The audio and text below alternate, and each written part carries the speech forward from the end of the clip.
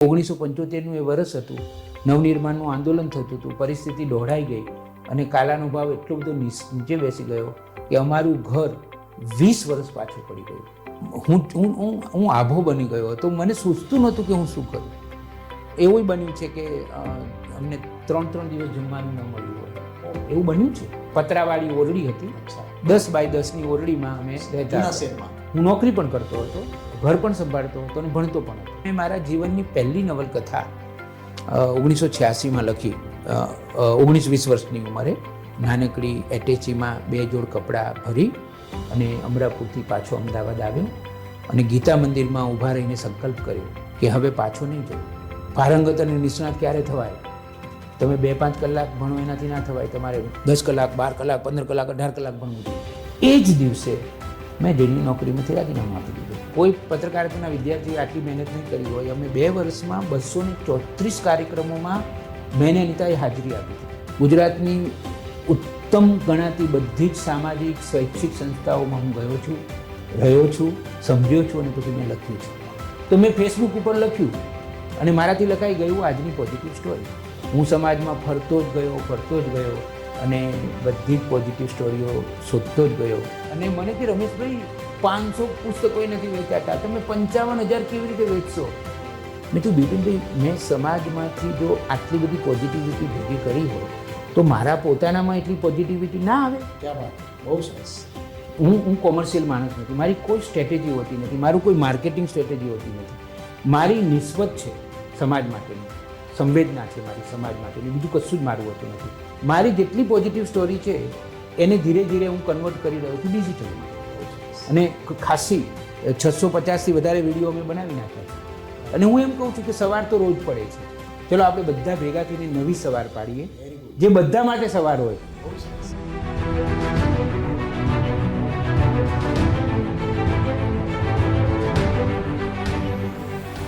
નમસ્કાર દર્શક મિત્રો, નવી સવારમાં આપ સૌનું સ્વાગત છે. મિત્રો, પહેલાં તો તમને સ્ક્રીન ઉપર મને જોઈને થોડું આશ્ચર્ય થયું હશે કે હું અહીં ક્યાંથી, રમેશભાઈ તન્ના કે જે નવી સવાર દર વખતે આપણી ઉગાડે છે અને પ્રેરણા આપે છે તે ક્યાં છે? પણ જરા પણ ગભરાશો નહીં, રમેશભાઈ તન્ના મારી સાથે જ છે. બન્યું તો એવું કે તમે બધા હવે તો જાણો છો કે રમેશભાઈ જુદા જુદા જે આર્કાઇવ્સ બનાવે છે, સમાજના જે અજવાળા જેવા નાગરિકો છે, જેઓ ફેસ ઇન ધ ક્રાઉડ જેવા છે, કે ટોળાની અંદર છે પણ રત્ન જેવા છે, તેમને બહાર લાવીને તમારી સમક્ષ રજૂ કરે છે. તે તો એક શ્રેણીથી આપ પરિચિત છો જ. પણ સૌથી બીજું એક મહત્વનું કાર્ય તેઓ એ કરી રહ્યા છે કે વર્કિંગ જર્નાલિસ્ટ, એટલે કે જેઓ અખબારની કચેરીમાં જઈને પત્રકારત્વ કરે છે અથવા કરી ચૂક્યા છે અને હાલ પણ પત્રકારત્વની અંદર તેઓ જુદા જુદા માધ્યમથી પ્રદાન આપે છે, તેવા કેટલાક પત્રકારોની તેમણે યાદી બનાવી. એટલું જ નહીં કે અમદાવાદના પત્રકારો, પણ સૌરાષ્ટ્રના પત્રકારો, કચ્છના પત્રકારો, મુંબઈના પત્રકારો, આ બધાની યાદી બનાવીને તેઓ તેમને મને લાગે છે કે આમ પેટ ભરીને જે કહેવાય ને કે ભોજન હોય એમ સમય વાતો કરવાનો એક મનનો જમણવાર હોય એટલું બધું આપણને તેઓ રજૂ કરે છે. અને આવા જ એક એમની પત્રકારત્વ વર્કિંગ જર્નલિસ્ટની જે શ્રેણી છે એના કાર્યક્રમ અંતર્ગત મારો ઇન્ટરવ્યૂ રમેશ તન્નાએ લીધો હતો. અને ત્યારે મને કાર્યક્રમ પૂરો થયો પછી મેં રમેશભાઈને એક સૂચન આપ્યું કે રમેશભાઈ, આમ જોવા જાઓ તો તમે પણ પત્રકારત્વમાં ખૂબ મોટા ગજાનું કાર્ય કર્યું છે અને હવે તો છેલ્લા કેટલાક વખતથી તમે જે પ્રદાન આપી રહ્યા છો ડિજિટલ મીડિયાની અંદર, એ તો કંઈક અનોખું, વિશિષ્ટ અને કદાચ કોઈ ના કરતું હોય તેવું છે. તો પત્રકારત્વની જો તમે આર્કાઇવ્સ બનાવતા હો બધા વર્કિંગ જર્નલિસ્ટની, તો તેમાં તમારું તો હોવું જ જોઈએ. કદાચ મારું આ પ્રકારનું પ્રોડક્શન કે આ પ્રકારનો કાર્યક્રમ હોત તો હું તમને સૌથી અગ્ર હરોળની અંદર તમારો ઇન્ટરવ્યૂ લીધો હોત. અને આ જ એક ભાવના મારી હતી અને મેં કહ્યું કે ના, મારે નવી સવારમાં તમારો ઇન્ટરવ્યૂ લેવો છે. અને રમેશભાઈએ નમ્રતાથી તે થોડી હા ના કરતા તે મારા સૂચનનો સ્વીકાર કર્યો અને આજે આપણી સાથે રમેશ તન્ના છે. તમે તેઓને જોઈ ચૂક્યા છો. તેઓનો પરિચય આમ કાર્યક્ષેત્રની અંદર આપવાનો કદાચ મને જરૂર નથી લાગતી, પણ જેમ દરેક પત્રકારને તમે કોલમથી ઓળખતા હો કે અખબારના સમાચારથી ઓળખતા હો, ડિજિટલ માધ્યમ હોય તો સ્ક્રીનથી ઓળખતા હો, પણ તેમની પોતાની અંતરંગ યાત્રા શું છે, તેઓ આ મુકામો પર કઈ રીતે પહોંચ્યા છે, તે કદાચ નથી કોઈ અખબારની અંદર લખાતું કે નથી કોઈ ડિજિટલ સ્વરૂપે હજી સુધી થયું. ત્યારે આપણને એ પણ વિચાર આવવો જોઈએ કે રમેશ તન્ના જે આપણને બધાને ઉજાગર કરે છે, તેઓ પોતાનું કારકિર્દીમાં કઈ રીતે આટલી હદે આટલા ફલક ઉપર આવ્યા છે. તો આ માટેની થોડીક પ્રસ્તાવના થોડી ધાર્યા કરતાં લાંબી છે થઈ, પણ રમેશ તન્નાનો આપણે આજે આમ દિલથી ઇન્ટરવ્યૂ કરીશું. દિલ છે, આપણને તમને પણ સંતોષ થશે, મને પણ સંતોષ થવો જોઈએ. તે રીતે હું એમને બધા પ્રશ્નો પૂછતો રહીશ અને તેમને સાંભળતો રહીશ. રમેશભાઈ, તમારું સ્વાગત છે. ખૂબ ખૂબ આભાર ભવેનભાઈ. આ જે સિરીઝ છે વર્કિંગ જર્નલિસ્ટના ઇન્ટરવ્યૂની, આર્કવાઇઝ નવી સવાર કરી રહ્યું છે, અને એમાં આપે મારો ઇન્ટરવ્યૂ લેવાનો ઉમળકો સામેથી બતાવ્યો એને મને ખૂબ આનંદ છે. રમેશભાઈ, આપણે સામાન્ય રીતે આ પ્રકારનો ઇન્ટરવ્યૂ હોય ત્યારે સીધું કારકિર્દીના વર્તમાન કે વચ્ચેના એક મુકામ છે તેના ઉપર જો જમ્પ મારીએ તો ત્યાં સીધા જઈએ તો મને લાગે છે કે એ વ્યક્તિત્વ ઉપર પૂરતો આપણે ન્યાય ના આપ્યો હોય. એટલે અને હું તો એવું માનું છું કે આપણે દરેક પત્રકારત્વનું કે જુદા જુદા ક્ષેત્રની જે મહાનુભાવો છે તેની વાતો આપણે સાંભળતા હોઈએ છીએ, જાણતા હોઈએ છીએ, ત્યારે એક વાત ખાસ એમાં આવે છે કે તેઓ ભલે અત્યારે જે પણ હોય, પણ તેમના અત્યારના જે આકાર છે, અત્યારના જે પ્રદાન છે, તેમાં તેમના બાળપણનું ઘણું પ્રદાન હોય છે. બાળપણનું પ્રદાન હોય છે એટલે તે વખતનું વાતાવરણ, તે વખતનો અભ્યાસ, માતા પિતા અને સગા સ્નેહી. તો રમેશભાઈ, આપણે એ રીતે શરૂઆત કરીએ કે તમે હાલના જે પત્રકારત્વ છે એમાં આ બીજરૂપ તમારું જે બાળપણ છે એની વાત કરો. મારું વતન અમરાપુર નામનું ગામ છે, ઉત્તર ગુજરાતનું. પહેલાં એનો તાલુકો સાંતલપુર અને જિલ્લો બનાસકાંઠા હતો, પણ જિલ્લાઓનું વિભાજન થયું પછી તાલુકો સમી અને જિલ્લો પાટણ. કચ્છનું નાનું રણ છે ને, એની સરહદ ઉપરનું અમારું ગામ છે. પાટડીને મને લાગે છે બધું, પાટડી થોડુંક જુદું રહી જાય, ઓકે, પણ રાધનપુર, બાસપા, ગોચનાદ અચ્છા, એ પટ્ટામાં મારું ગામ આવેલું છે. એટલે હું ઘણીવાર કહું છું ભવેનભાઈ કે હું રણનો જણ છું. અરે વાહ. કારણ કે મારું બાળપણ રણ સાથે રણમાં પસાર થયું છે. મારા પિતાજી પ્રભુરામ તન્ના એ ખેડૂત હતા, ખૂબ ઓછું ભણેલા અને ભગત એકદમ, અચ્છા, સંપૂર્ણ નિર્લેપ, એકદમ એમને જીવન સાથે કશું જ લેવા દેવા નહીં. અને મારી માતા પ્રભાબેન તન્ના, એનું મારા ઉપર બહુ જ મોટું પ્રદાન છે. મારું જે ઘડતર થયું, મને જે માતૃભાષા મળી, મને જે સંવેદના મળી, અથવા મને જે વિઝન મળ્યું, મારું અધ્યાત્મ, આ બધું મારી માતા પાસેથી મને મળ્યું છે. કઈ રીતે પણ એ વાત કરું તમને. એટલે અને અમે કુલ 7 ભાઈ બહેનો, 5 ભાઈઓ અને 2 બહેનો, એમાં હું વચ્ચે, મારાથી 2 મોટા ભાઈઓ, 2 નાના ભાઈઓ. અને અમારા ઘરમાં શિક્ષણનું વાતાવરણ મારી બાને કારણે હતું. મારી માતા ભણી શકી નહોતી, ભણવા બહુ જ માગતી હતી. મોટાભાગે એવું થાય ભવેનભાઈ કે નાના ગામમાંથી પરણી અને છોકરી નગરમાં જાય કે મોટા ગામમાં જાય. મારા બાના કેસમાં ઊંધું બન્યું હતું. અમારે ત્યાં વારાઈ નામનું એક ગામ છે, બરાબર, એ તો વીટની રાજધાની કહેવાય છે, હાસ્યની. એવું અદ્ભુત ગામ છે વારાઈ, બહુ જાણીતું ગામ છે. તો એ વારાઈ અમારું મોસાળ. તો વારાઈથી પરણીને મારી બા અમરાપુર આવેલી. ખૂબ ઉત્તમ એનો અવાજ હતો, એની જીજીવિષા જબરજસ્ત, એના રસના વિષયો બધા જ, એને બધામાં રસ પડે. અને હું વાંચતા શીખ્યો ને ભવિનભાઈ, એટલે મારા હાથમાં એણે રામાયણ આપી. અને વર્ષો સુધી રામાયણ અમે ઘરની ઓસરીમાં ફાનસ અથવા તો ચીમનીના અજવાળે મુઠ્ઠીથી મેં વાંચી છે.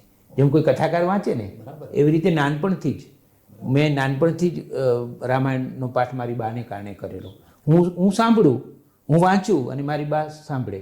ક્યારેક ઘરના બીજા સભ્યો જોડાય, ક્યારેક આજુબાજુના લોકો પણ જોડાય, પણ હું અને મારી બા તો ખરા, અને હનુમાનજી, આ 3. કારણ કે રામાયણનો પાઠ થતો હોય ત્યાં હનુમાનજી તો હોય જ.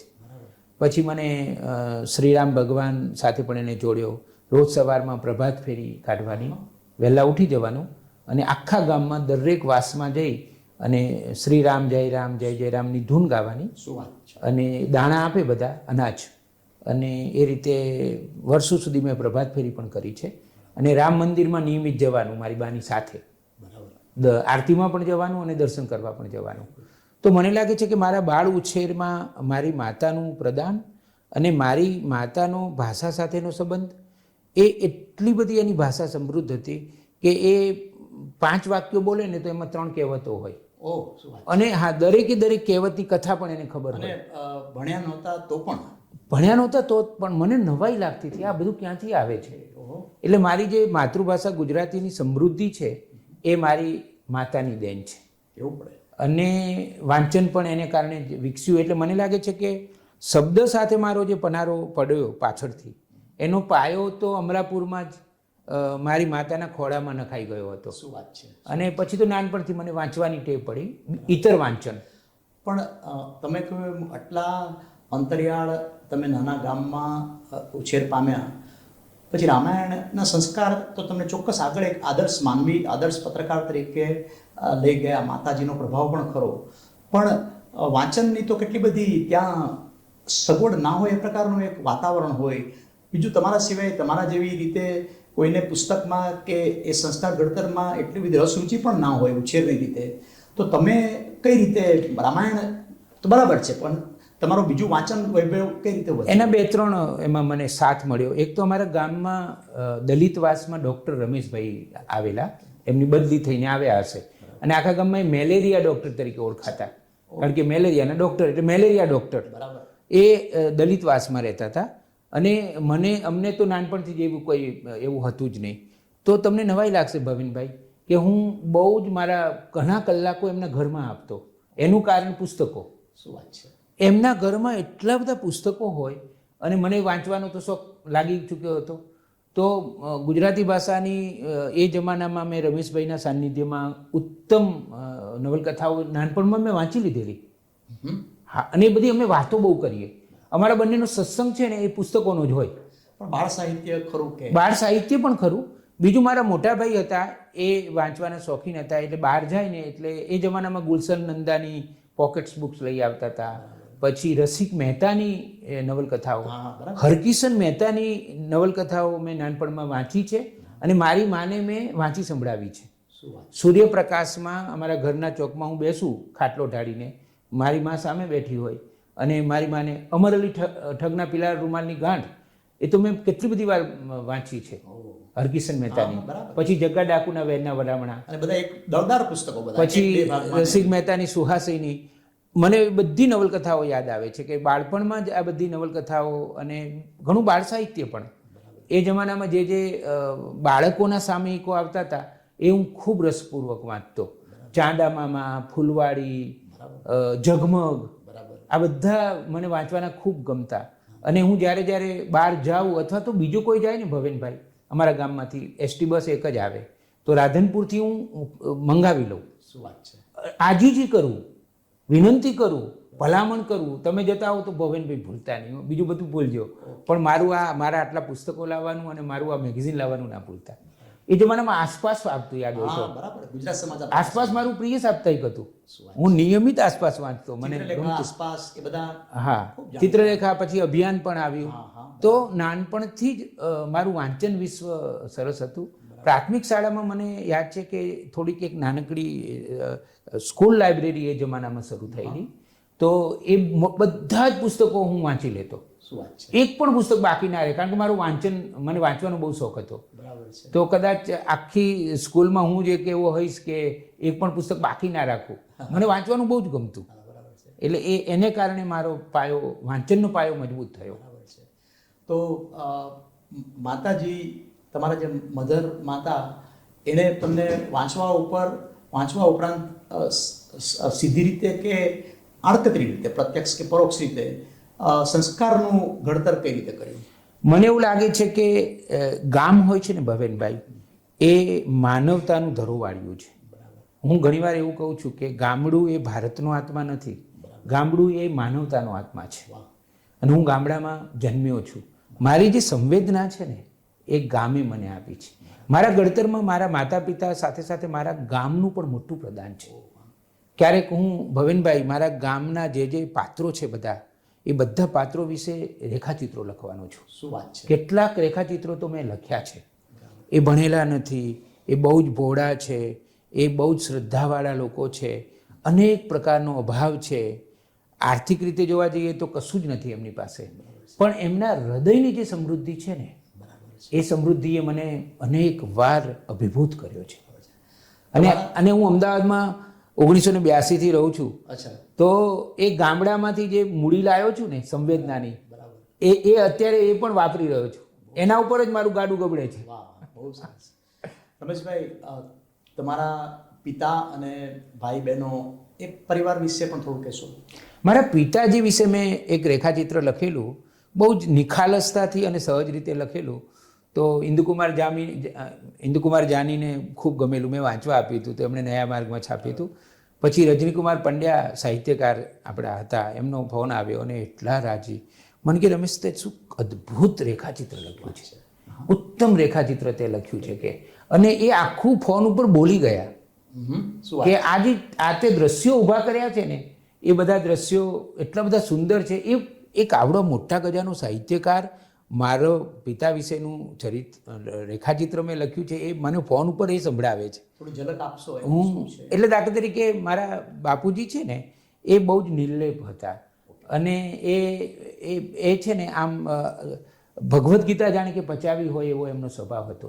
અને મેં દાખલા તરીકે લખેલું કે અમારા ઘરમાં જે વહીવટો કરવાના હોય, નિર્ણયો લેવાના હોય, એમાં મારા પિતાજી ક્યારે કશો નિર્ણય કરતા જ નહીં. અને પછી એક વાક્ય એવું પણ લખેલું, અને ધારો કે નિર્ણય કરે તો એ કદાચ માન્ય રાખવામાં પણ ન આવે. એટલે એમનું એક આખું વ્યક્તિત્વ જ જુદા પ્રકારનું હતું. મને એક દ્રશ્ય યાદ આવે છે ભવેનભાઈ, કે 1987માં લગાટ 3 દુષ્કાળ પડ્યા ગુજરાતમાં. તો અમારું ઘર બહુ જ ગરીબ, અમે તો ખેડૂત અને આકાશી ખેતી. એટલે પછી પાછળથી તો આ 2-4 દાયકાઓ એવા હતા કે ગુજરાતમાં વરસાદ નહોતો. તો અમારે ત્યાં જે પેલી હવે લોહાણા ઠક્કર, એટલે અમે પેલી એવી કોમ કે જે મજૂરી પણ ના કરી શકે. તો મારી માએ વર્ષો સુધી મધ્યાહન ભોજન ચલાવીને અમને મોટા કર્યા છે. શું વાત છે! મધ્યાહન ભોજનનું કામ મારી મા કરતી. પછી એ મોહનથાળ બહુ સારો બનાવતી. એટલે અમારા ગામમાં એને એવું કહેવાય કે ખાંડ ધોઈ છે. તો એ શરૂઆતમાં પૈસા ન લેતી, પણ જ્યારે આકરા સંજોગો આવ્યા ને ત્યારે લેવી પડી. અને બીજું એક અમારા ઘરમાં દુર્ઘટના મોટી એવી થઈ કે મારા મોટા ભાઈ છે એ થોડા મહત્વાકાંક્ષી હતા, અને એક સાથે એમણે એક બહુ જ મોટો ધંધો કર્યો અને 1000 મણ કાલા ખરીદ્યા. એમને મહત્વાકાંક્ષાને કારણે અમરાપુરના જેટલા મોટા ખેડૂતો હતા એમની પાસેથી 1000 મણ કાલા ખરીદ્યા.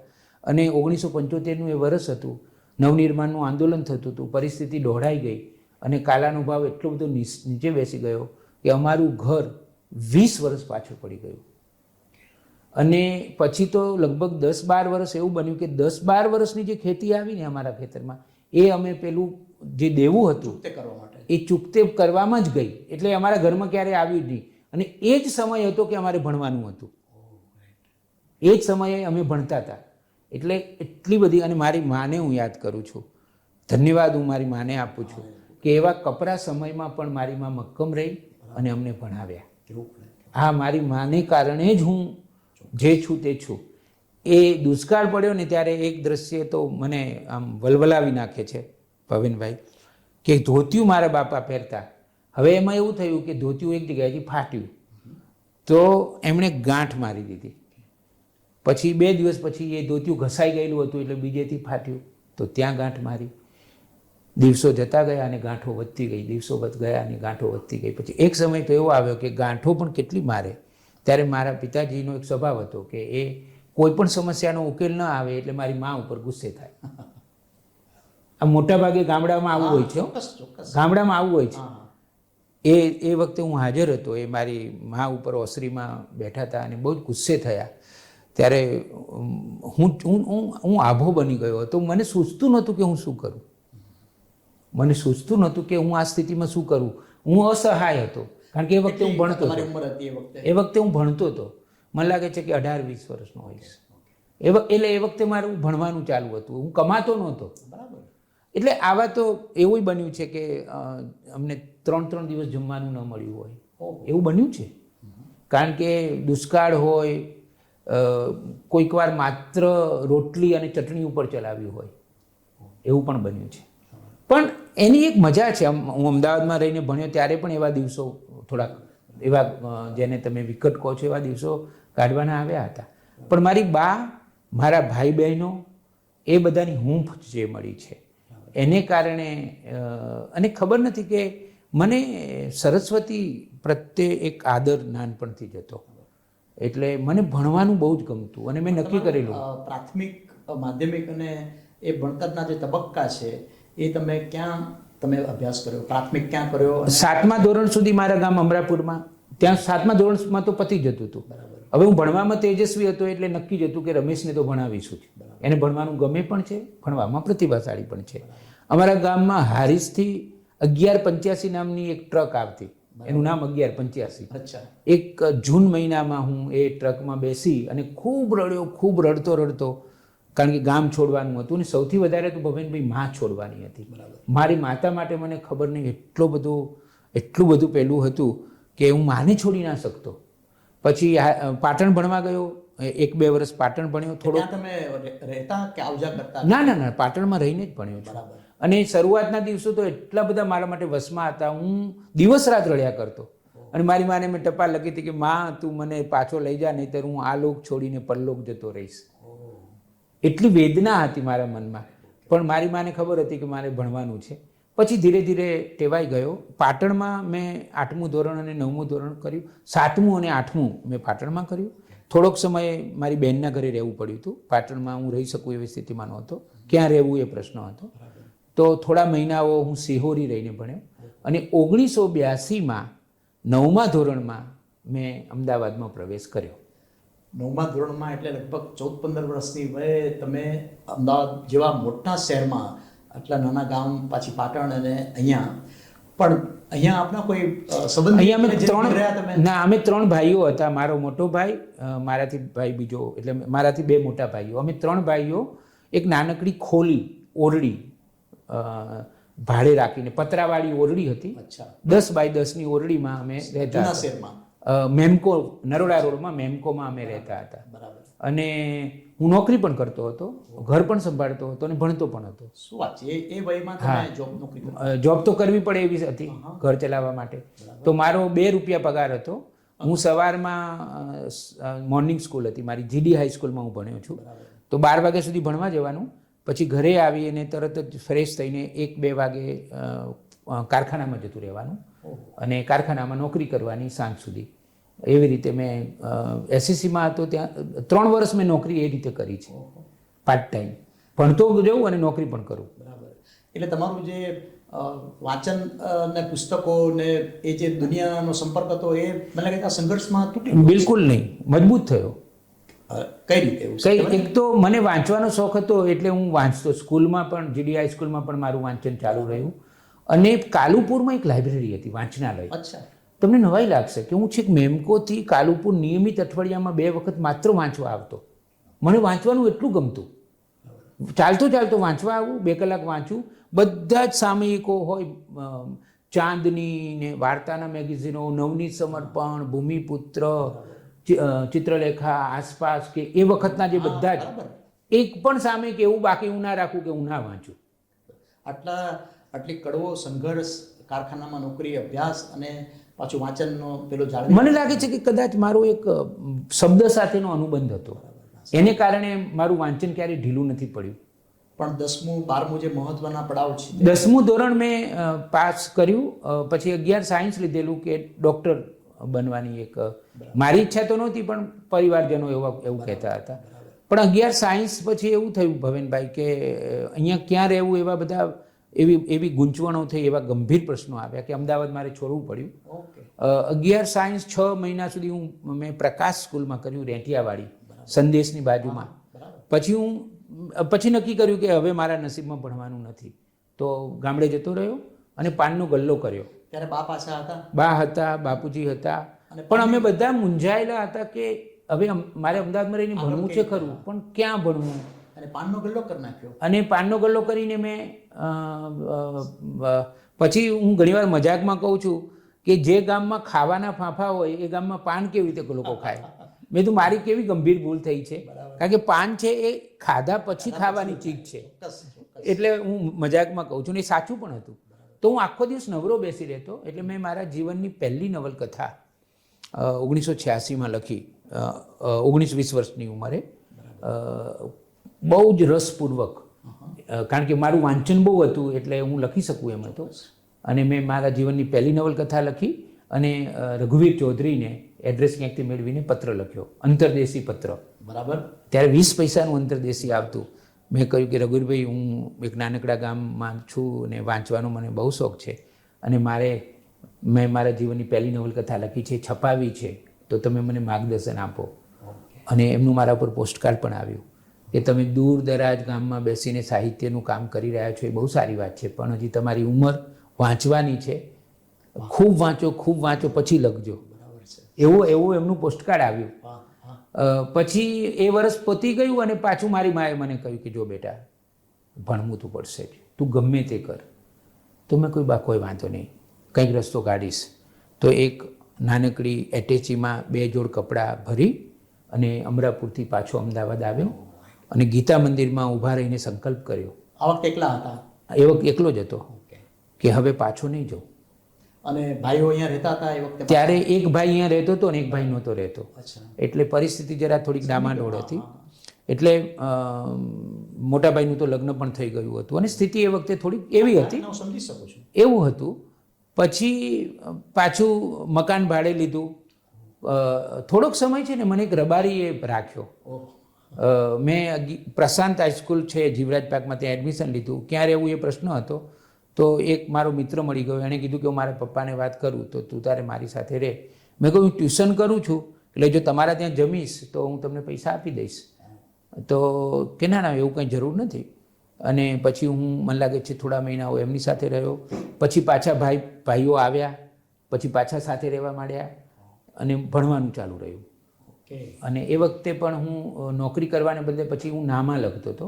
મારું એકાઉન્ટ સારું હતું અને સાયન્સમાંથી પછી હું કોમર્સમાં આવી ગયો અને નામું લખતો હતો. 2-3 ક્લાયન્ટ મને સરસ મળી ગયા હતા, એટલે મારું ખર્ચો એ નામું લખું એમાંથી નીકળી જતો હતો. પણ એ વખતે તો હવે જે તમારી ઉંમરનો જે તબક્કો આવ્યો ત્યારે થોડું કારકિર્દી લક્ષી પણ અંદરથી એક વિચાર આવતા હશે કે કારકિર્દી શેમાં બનાવવી.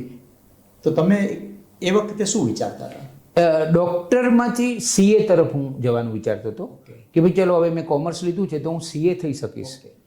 અને 11 કોમર્સમાં મારો આખા સ્કૂલમાં પહેલો નંબર આવેલો. અને 1983ના વર્ષમાં ઇન્દિરા ગાંધીની હત્યા થઈ એના દિવસે એ આખો ભારત દેશ સ્તબ્ધ થઈ ગયો હતો. પછી મેં એક સરસ લેખ લખ્યો અને એ લેખ લખીને મારા આચાર્ય ચંદ્રકાંતભાઈ જોશી હતા, એમને ખાલી વાંચવા આપ્યો. તો એ એટલા બધા રાજી થયા કે તે કેટલો સુંદર લેખ લખ્યો છે, આવતીકાલે તારે પ્રાર્થનામાં વાંચવાનો છે. અને મારી પાસે એ માઇક ઉપર વંચાવડાવ્યો હતો.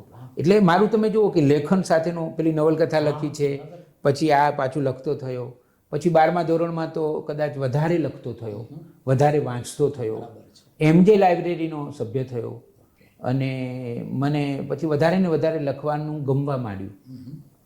પછી 12 પાસ કર્યા પછી તો મેં નવગુજરાત કોલેજમાંથી કોમર્સમાં BCom કર્યું. એ વખતે પણ હું લાઇબ્રેરીમાં નિયમિત મારી જુદી જુદી કૃતિઓ મૂકતો, મારી કવિતાઓ મૂકતો, મારા લેખો મૂકતો. પછી એવું કર્યું કે 12મા ધોરણ પછી તો એક સારું સગવડ હતી, અમારી જ્ઞાતિની આંબાવાડીમાં હોસ્ટેલ છે. તો બસ એ હોસ્ટેલમાં હું 5 વર્ષ રહ્યો. એ મારા માટે હોસ્ટેલ બહુ જ મહત્વની પુરવાર છે. અને માતાને મળવા માટે જતા? હા, ખૂબ જ મારી માતાને તો નિયમિત મળવા જવાનું. વેકેશનમાં તો એમને પણ ધીમે ધીમે એવું ગૌરવ પ્રસ્થાપિત થતું હશે કે તમે અભ્યાસ કરતા થયા, અમદાવાદની અંદર થોડા પગ જમાવ્યા, એવું લાગતું હશે. એને સંતોષ હતો કે રમેશ બરાબર ભણી રહ્યો છે અને એની બહુ જ ઈચ્છા હતી. અને નિયમિત રીતે અમરાપુર જવાનું થતું અને વેકેશનમાં બાની જોડે રહું. ક્યારેક હું વેકેશનમાં એટલા માટે ન જતો કારણ કે વેકેશનમાં હું કમાતો અહીંયા, એટલે વેકેશનમાં હું કંઈ ને કંઈક ટ્યુશનો કરી લઉં, પછી જુદી જુદી પ્રવૃત્તિઓ કરીને થોડી કમાણી કરી લેતો હતો કે આખું વર્ષ ચાલે, ભણવાનું આપણું સરસ રીતે ચાલે. BCom કર્યા પછી CAમાં હું નહીં જઈ શકું એવું મને લાગ્યું, કારણ કે આર્થિક સ્થિતિ એટલી બધી નહોતી અને મારે કમાવવું પડે એવું હતું. પછી મેં MCom જોઈન્ટ કર્યું પણ મને ખબર પડી કે પત્રકારત્વમાં એડમિશન લઈ શકાય છે. અને હું કોલેજના પહેલા વર્ષમાં હતો અને મારા એક લેખને ઇનામ મળ્યું. સંદેશમાં એક હાસ્યની કોમ્પિટિશન દર અઠવાડિયે કે દર 15 દિવસે આવતી હતી. એમાં હાસ્ય લેખ લખવાનો. તો એકવાર વિષય હતો મારી શેરીનું લાઉડ સ્પીકર. તો મેં કલ્પના કરી અને એક સુંદર હાસ્ય લેખ લખ્યો. એને 31 રૂપિયાનું બીજું ઇનામ મળ્યું. એ ઇનામ લેવા હું રેટિયાવાડી જાતે જ ગયેલો, મારું બધું ઓળખપત્ર લઈને. પછી તો મને જરા વધારે પ્રોત્સાહન મળ્યું, કારણ કે ઇનામ મળ્યું, મારું નામ છપાયું, એ મારો લેખ પણ છપાયો. પછી હું નિયમિત રીતે સંદેશમાં લેખો લખવા માંડ્યો. અને એ મને તમારી કેટલી ઉંમર હશે? કોલેજના પહેલા વર્ષમાં 21 વર્ષ. અચ્છા. તો એ વખતે ભવેનભાઈ હું શું કરતો, જે મને સાંપ્રત વિષય લાગે ને તો હું એના ઉપર થોડો અભ્યાસ કરું અને લગભગ 500-700 શબ્દોનો લેખ લખી અને સંદેશમાં આપી આવું. પછી ચેક કરું કે છપાયો કે નહીં, છપાયો કે નહીં. મોટાભાગે છપાતા. પણ તમે એ વખતે હું પોતે પણ પત્રકારત્વની એક યાત્રામાંથી પસાર થયો છું એટલે કહું છું, પણ તમે આ બધું જ્યારે કરતા હતા ત્યારે જેમ તમે કહ્યું કે 31 રૂપિયાનું ઇનામ મળ્યું, પછી સંદેશની અંદર તમે આ પ્રકારના લેખો આપ્યા, તો એ વખતે તમને એમ હતું કે હવે હું પત્રકારત્વ તરફ આગળ વધી રહ્યો છું કે ખાલી લખવાનું જ આ એક શોખ? ના ભવેનભાઈ, મને બિલકુલ એવું નહોતું કે હું પત્રકારત્વની તરફ આગળ વધી રહ્યો છું. મારો જે શોખ હતો એને હું પોષતો હતો. મને લખવાનું ગમતું હતું, એટલે પછી હું જુદા જુદા અખબારોમાં ચર્ચાપત્રો લખતો હતો. સંદેશમાં પણ મારા ઘણા ચર્ચાપત્રો છપાયા છે. સૌથી વધારે ચર્ચાપત્રો મારા છપાયા છે જનસત્તામાં. અને હું બહુ રાજી થતો, કારણ કે હું એક વિષય ઉપર નક્કી કરીને ચર્ચાપત્ર લખું તો હું ખૂબ ખુશ થતો. એ રીતે મારો અખબારો સાથેનો એક સંબંધ બંધાયો. બહુ રસપ્રદ તમારું જે અત્યાર સુધીનું જે બાળપણથી માંડી તમારા માતાનું પ્રદાન, તમારા અંતરિયાળ ગામની અંદરની તમારી જે વાંચનની અંદર તમે કઈ રીતે આગળ વધ્યા, એમનું યોગદાન, પછી પાછું અમદાવાદ તમે આવ્યા અને છેક CA ચાર્ટર્ડ એકાઉન્ટન્ટ બનવાના સપના, અને સાથે સાથે તમે આ બધી સ્પર્ધામાં ભાગ લઈને સાહિત્ય, જે પણ લોકવિચાર જેવા જે ચર્ચાપત્ર હોય તેમાં બધું પ્રદાન આપવાનું. એટલે આ રીતે મને લાગે છે કે તમે તમારો જે વૈચારિક અથવા લખવાનો જે અંદરની જે વૃત્તિ હતી તેને તમે સંતોષ આપતા હતા. પણ મને એ જાણવામાં રસ છે કે આમાં પત્રકારત્વ જે સાચા અર્થમાં, બહુ સાચું કહું તો હું પણ જ્યારે આવું બધું કરતો ત્યારે મારા મનમાં ખબર જ નહોતી કે પત્રકારત્વની કોઈ કારકિર્દી હોય. મને એમ કે લેખક લખવાનું હોય. પછી આગળ જતાં ખબર પડે કે ના, એમાં તો અખબાર છે, સામયિક છે, એનું એમાં નામ ના આવતું એવું બધું પણ ઘણું બધું હોય છે કાર્યાલયમાં બેસીને. તો તમારા કિસ્સાની અંદર શું આપણે કહી શકાય કે પત્રકારત્વમાં તમે, મને લાગે છે કે તમે તમારા વિશે હું જે જાણું છું, અગાઉ પણ તમારા વિશે મેં ઘણું સાંભળ્યું છે અમુક કાર્યક્રમોની અંદર, તો તમે પત્રકારત્વનો વિદ્યાપીઠથી માંડીને જે બધું તમારો ફલક છે એ મને જણાવો. બીકોમ થયો હું, પછી 1989માં મેં બીકોમ કર્યું નવ ગુજરાત કોલેજમાંથી, અને સારા ટકા આવ્યા હતા મારે. એટલે હવે શું કરવું એવી જે પસંદગી હું વિચાર કરતો હતો કે મારે હવે શું કરવું જોઈએ, એમાં એક પત્રકારત્વ વિષય આવ્યો અને મને ખબર પડી કે ગુજરાત યુનિવર્સિટીમાં પત્રકારત્વ વિભાગ શરૂ થયો છે, એમાં એડમિશન લઈ શકાય અને એ ગ્રેજ્યુએશન પછી એમાં એડમિશન મળે છે. એ દરમિયાન મેં એમકોમમાં તો એડમિશન લઈ લીધું હતું નવ ગુજરાત કોલેજમાં જ, એ તો મેં લઈ જ લીધું હતું એડમિશન. પછી હું ગયો ત્યાં ગુજરાત યુનિવર્સિટીના પત્રકારત્વ વિભાગમાં અને બધું ફોર્મ ભર્યું, આ તે, અને પ્રવેશ પરીક્ષા આપી, એમાં મારે સારા માર્ક્સ આવ્યા હતા. અને એક એવો બનાવ બન્યો કે મને એડમિશન ન મળ્યું. રઘુવીર ચૌધરીએ મને પૂછ્યું, ત્યારે રઘુવીર ચૌધરી અધ્યક્ષ હતા, કે ધારો કે તમને આમાં એડમિશન ના મળે તો? બરાબર. તો મેં કહ્યું કે મેં તો એમકોમમાં એડમિશન લઈ લીધું છે, લઈ રાખેલું છે. બરાબર. તો મેં કીધું હું તો ભણવાઈ જઉં છું, એવું મેં સાચું કહી દીધું. તો મને એડમિશન ના આપ્યું કે એક બેઠક શું કામ બગાડવી. એટલે મને એટલો બધો આઘાત લાગ્યો. પછી મેં પત્રકારત્વ થવું હતું ભવન્સ કોલેજમાં એડમિશન લીધું મેં, અને 6 મહિનાની ફી ભરી દીધી. પછી ફી ન ભરી શક્યો કોઈ કારણસર, એટલે એ પડતું મૂકવું પડ્યું. 6 મહિનામાં પરીક્ષામાં હું પહેલો નંબર આવેલો. એટલે હું સરસ રીતે ભણતો હતો અને બધા જ સરસ પત્રકારો ભણાવવા આવતા હતા અમને. બળવંત શાહ, ડૉક્ટર કાંતિ રામી, હસમુખ બારાડી અને બીજા ઘણા બધા ભવન્સ કોલેજમાં. બરાબર. તો ભવન્સ કોલેજમાં હું સિન્સિયરલી ભણ્યો, શાસ્ત્રી સાહેબ હતા ત્યારે. પછી મારું મન ઉઠી ગયું કે હું ફી નથી ભરી શકતો અને નથી ભણવું હવે, હું એમને પત્રકાર થઈશ. અને એમકોમ ચાલુ હતું મારું. પાછું બીજું વર્ષ આવ્યું તો મેં કહ્યું આ વખતે તો એડમિશન લેવું જ છે. એટલે હું ગયો અને બધું મટીરિયલ લઈ આવ્યો. અને ભવનભાઈ કોઈ કદાચ નહીં માને, પણ આખા વર્ષમાં જે ભણવાના પાઠ્યપુસ્તકોની યાદી એ લોકોએ બનાવી હતી, એ અંદર આપી હતી. તો એ તમામ પુસ્તકો મેં પ્રવેશ પરીક્ષા પહેલાં વાંચી લીધા. ઓકે, શું વાત છે. તમામ પુસ્તકો વાંચી લીધા મેં. એમજે લાઇબ્રેરીનો હું સભ્ય હતો. બરાબર. અને પછી તો મારા સંબંધો પણ સારા હતા, એટલે કેટલાક પુસ્તકો ક્યાંકથી મેળવીને બરાબર વાંચી લીધા બધા. અને પ્રવેશ પરીક્ષા તો સારામાં સારી રીતે આપી દીધી. અને નક્કી કરીને ગયો હતો કે આ વખતે મને એડમિશન કેમ ના આપે. બરાબર. રઘુવીરભાઈ બેઠા હતા સામે. અને પછી તો રઘુવીરભાઈ મને ઓળખતા થઈ ગયા હતા મારી પ્રવૃત્તિઓને કારણે. હા, બરાબર. એટલે પછી તો કંઈક પૂછ્યું મને, તો મેં કીધું આ વાત છે ને એ કેન્દ્ર અને પરિઘમાં યશવંત શુક્લએ બહુ સરસ રીતે સમજાવી છે. એટલે રઘુવીરભાઈ ચમક્યા, મારી સામું જોયું કે તમે કેન્દ્ર અને પરિઘ પુસ્તક વાંચ્યું છે? મેં કીધું સાહેબ તમે આમાં લખ્યું છે.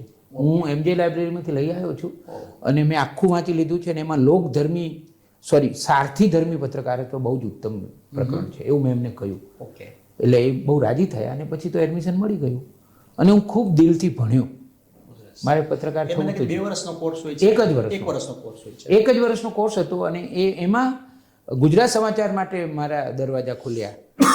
ચંદ્રકાંત મહેતાએ કુલ 4 વિદ્યાર્થીઓ પસંદ કર્યા તાલીમ માટે. એમાં 3 યુવતીઓ હતી, દીકરીઓ હતી, અને એક હું હતો. અને દિલીપ ભટ્ટ અમારા ત્યાં તમને જવાબદારી તમને કેમને અને સોંપી એ જે 3 મહિના ગુજરાત સમાચારમાં મારી એટલી સરસ તાલીમ થઈ છે. દિલીપ ભટ્ટ, એ સાચા અર્થમાં વર્કિંગ જર્નાલિસ્ટ.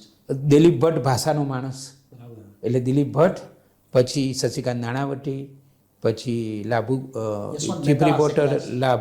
લાભુ જયવર્ધન પટેલ, જયવર્ધન પટેલ. દેવેન્દ્ર પટેલ. પણ મારે રિપોર્ટ લાભુ કાકા, આ બધા રાજેન્દ્ર શેઠ, તો આ બધા અને વજ્રમાત્રી, તો બધા ધુરંધર એ જમાનાના. અને જે બધા ઘણીવાર હું ન્યૂઝ આઇટમ લખતો એ છપાતી. ઓકે. અને 1-2 વાર મારી ભૂલ થઈ ગઈ હતી તો દિલીપ ભટ્ટે મને એવો ખખડાવેલો કે આજે પણ યાદ છે. અને ચંદ્રકાંતભાઈએ ભલામણ કરી હશે મારી, ડૉક્ટર ચંદ્રકાંત મહેતા ત્યારે અમારા અધ્યક્ષ હતા, તો એમણે શ્રેયાંશભાઈને મારા નામની ઓફર કરી હશે. અને દિલીપ ભટ્ટે પણ ઓફર કરી કે આની ભાષા બહુ સારી છે.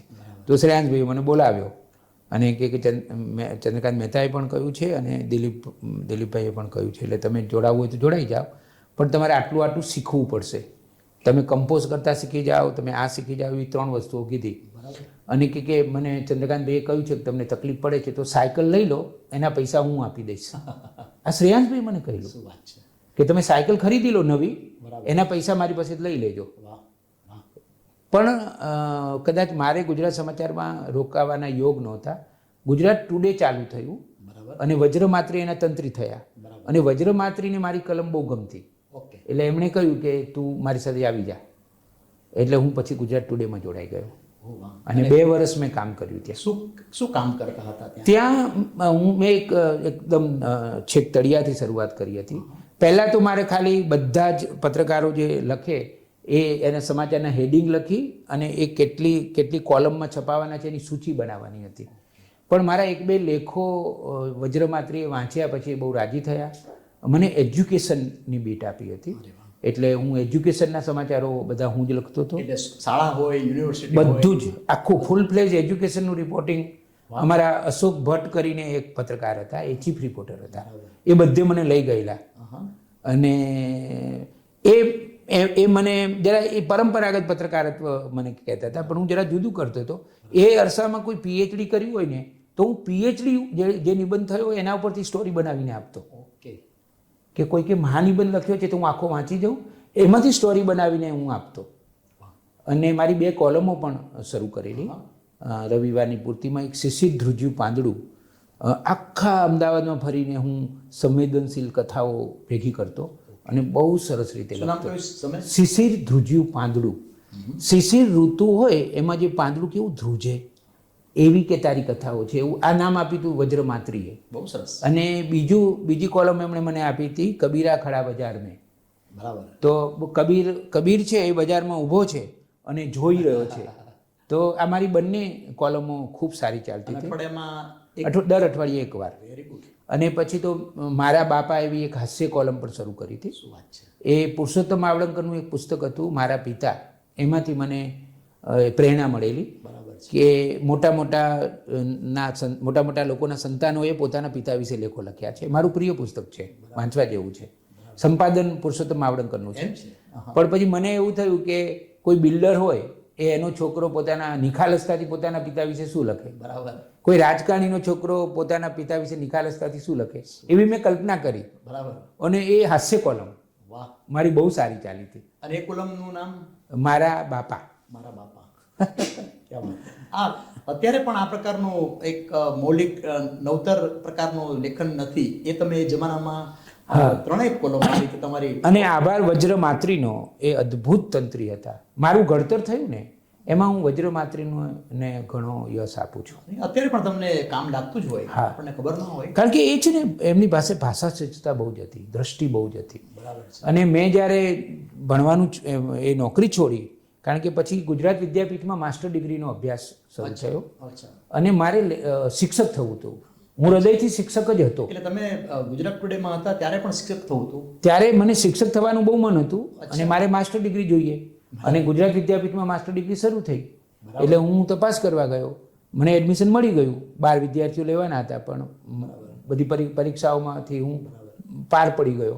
મને એડમિશન મળી ગયું. અને રામલાલ પરીખ અમારા કુલનાયક હતા, એમણે એવું પૂછ્યું કે ભાઈ માસ્ટર એટલે શું? એટલે હું જ બેઠો હતો. મેં કીધું સાહેબ માસ્ટર એટલે પારંગત, માસ્ટર એટલે નિષ્ણાત. બરાબર. તો કે પારંગત અને નિષ્ણાત ક્યારે થવાય? તમે 2-5 કલાક ભણો એનાથી ના થવાય, તમારે 10 કલાક 12 કલાક 15 કલાક 18 કલાક ભણવું જોઈએ.